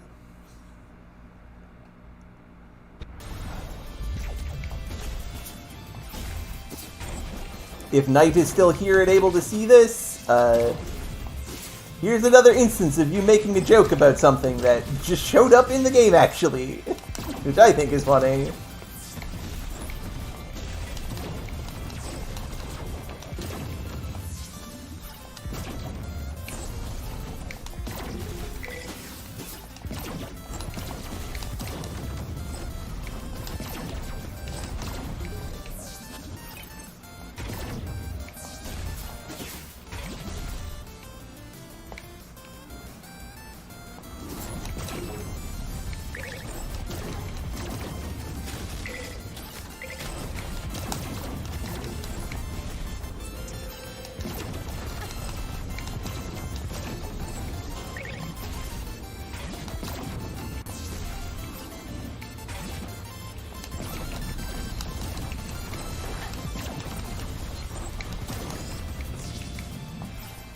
Uh-oh. Oh, no, no, no!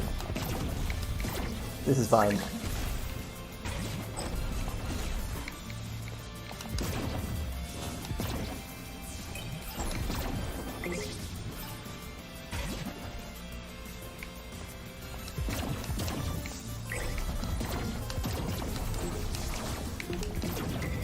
Also, the gimmick of this stage is there's the galaxy bursts that you can pick up that give you a super powerful maximized charge shot for a couple shots. It also fully heals all of your energy when you pick it up. So go crazy with your power usage here.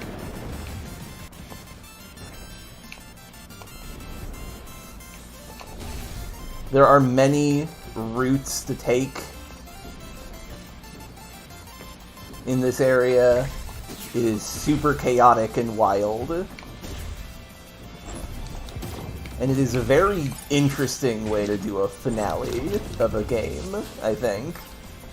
Ouch.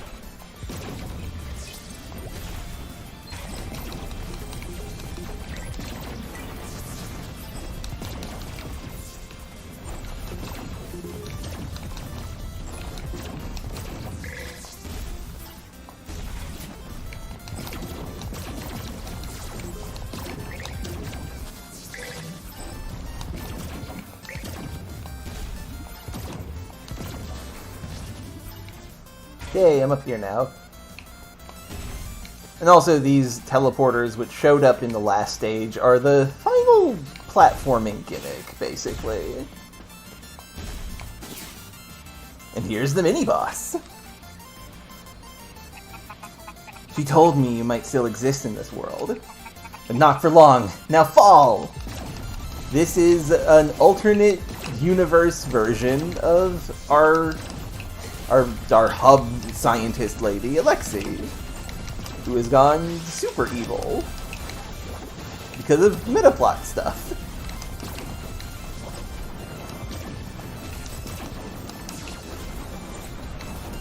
It's complicated. But she's destroyed. And then we fight the core. The core of the serpent.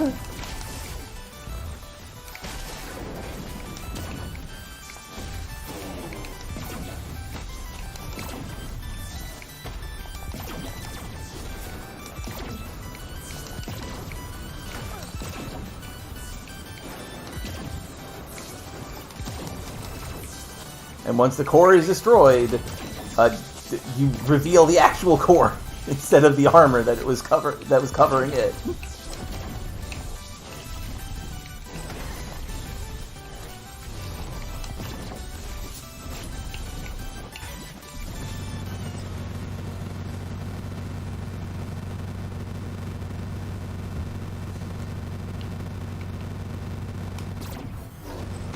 Destroyed.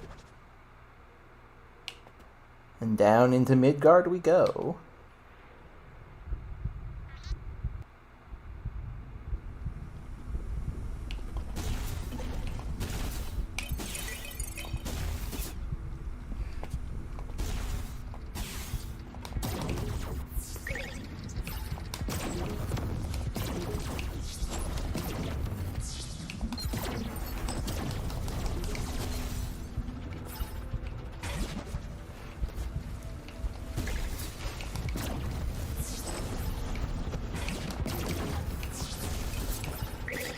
It is 2:25 at the moment that I am seeing that, Koidzer, with regards to like the time and stuff, which doesn't matter really. As long as you're able to see the game, it should be fine. Though it is frustrating. It was going so well for a while.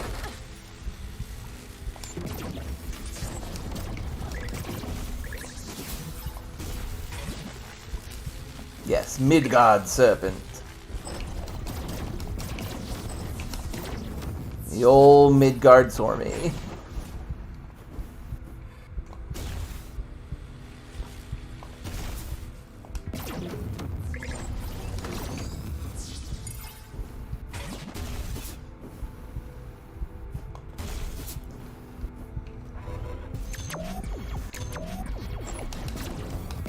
In this final area, you get 4 of these specific challenges, where it doesn't matter if you get hit or not. Just a final little bonus. It's at maximum difficulty, so be careful, but the rewards are worth it. Uh-oh.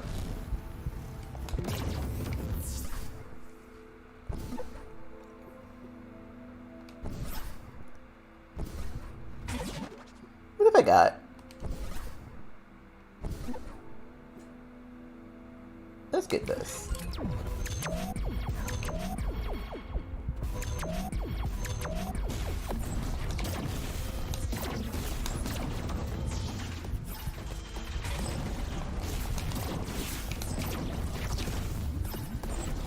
Ow. Did not notice those bullets.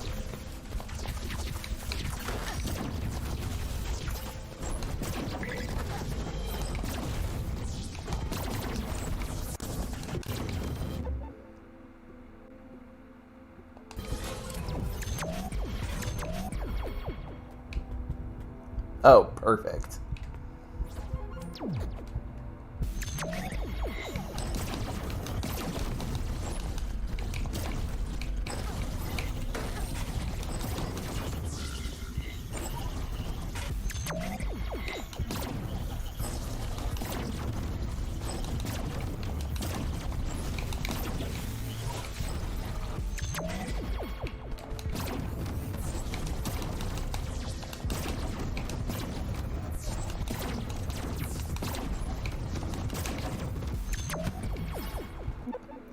Ah, yeah!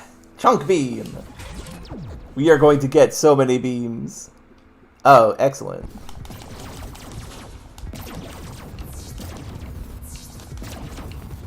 That's many beam. Many big beam.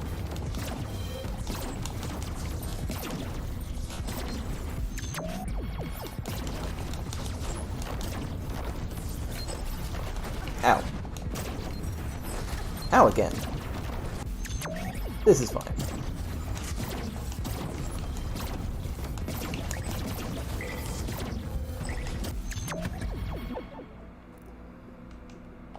Further beams.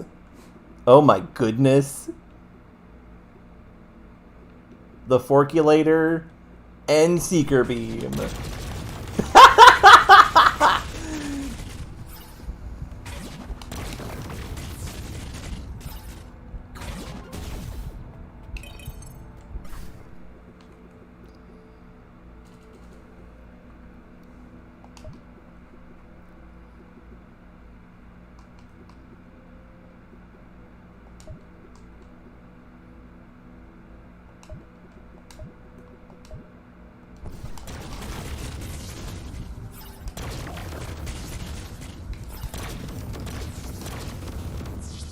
This is ridiculous.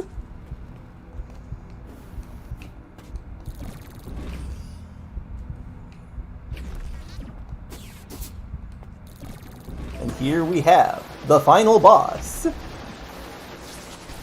It's Nina from the first game.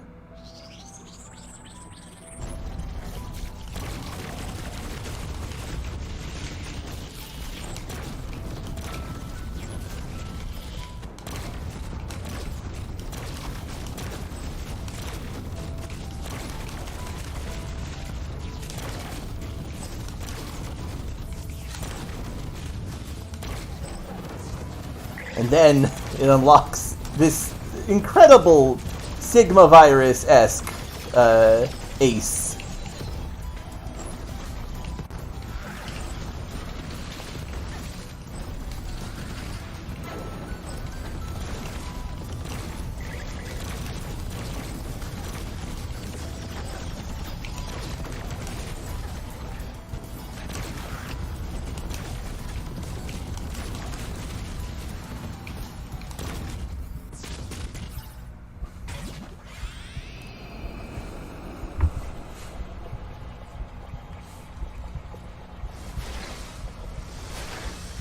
And once that is destroyed, this happens. It is very much 20XX with a plot. There's actually an ongoing meta-narrative throughout the entire game that I've already completed that explains a lot of the plot, actually. Devotion's End, Architect's Opus.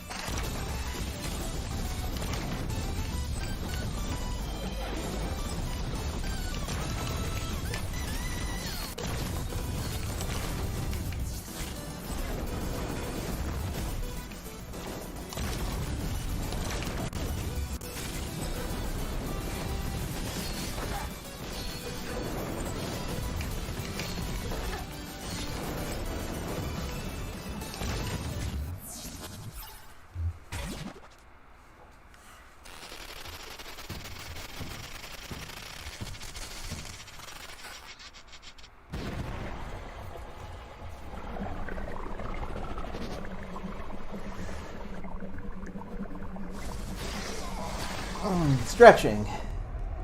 Well, I'm sure that's fine.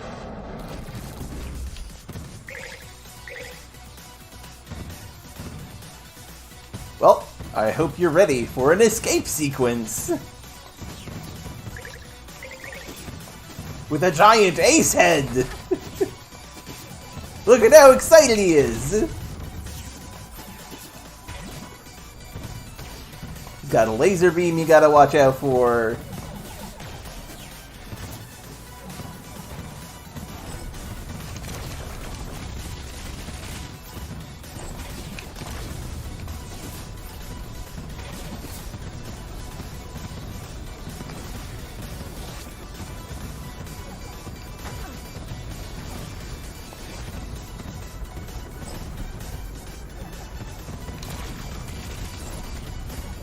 He also will occasionally shoot bats at you.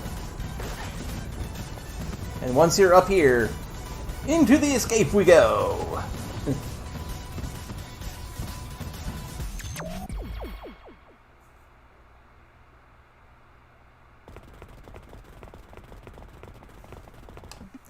Not bad, all things being equal.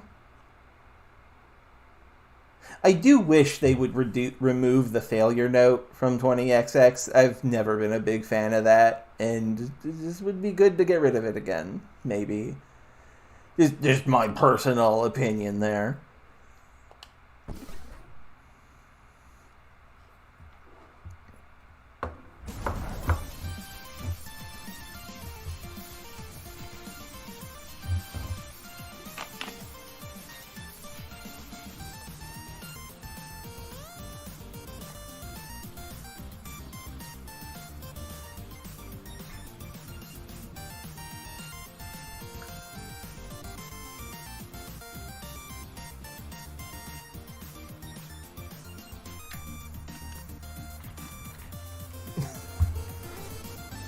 There's something really funny about the musician of this group, of this game, being called City Fires, given why I am test streaming this in the first place.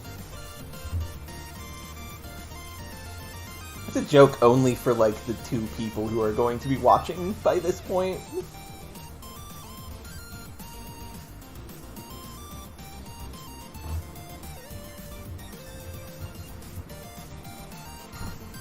But yeah, that's 30XX. Very good game. Very fun roguelike that has been keeping me going during the everything that has been this situation that I found myself in. It's a good time. It's a good time.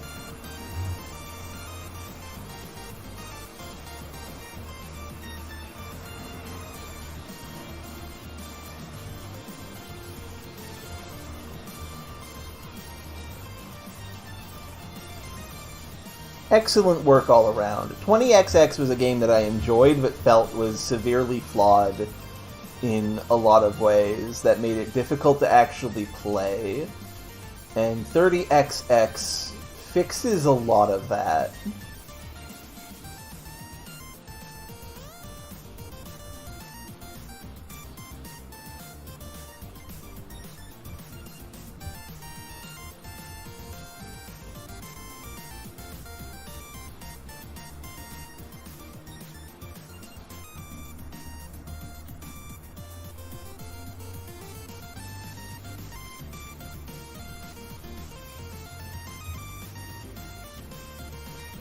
So ultimately, I think this is a very good game, is like the gist of it. Don't got much else to say. I think it's really nice. I appreciate what they do with the game. And yeah, the Opus is definitely more of an Omega than a Zero.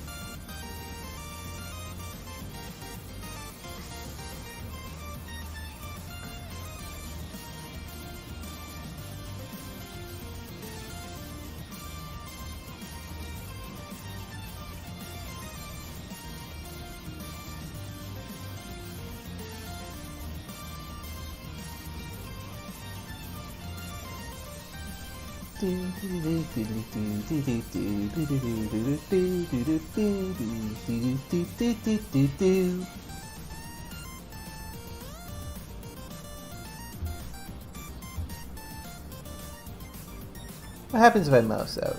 Okay, that's fine.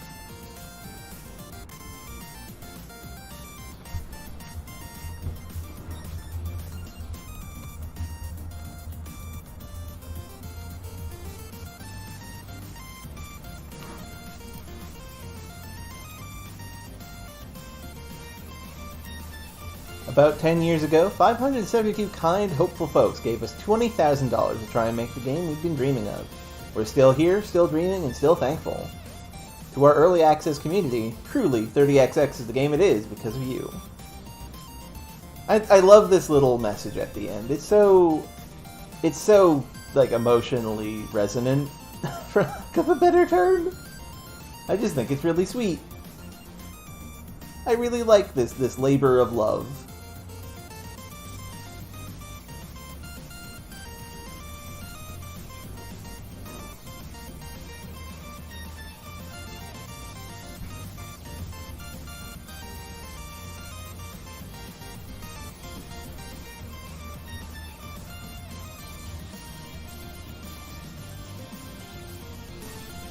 Blitz, the furriest cat. And yeah, at the end of every run of 20XX, they do like a randomized message thing.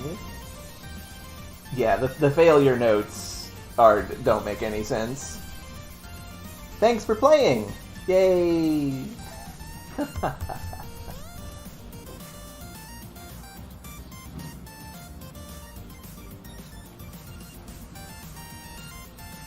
And yeah, that's not the thing here.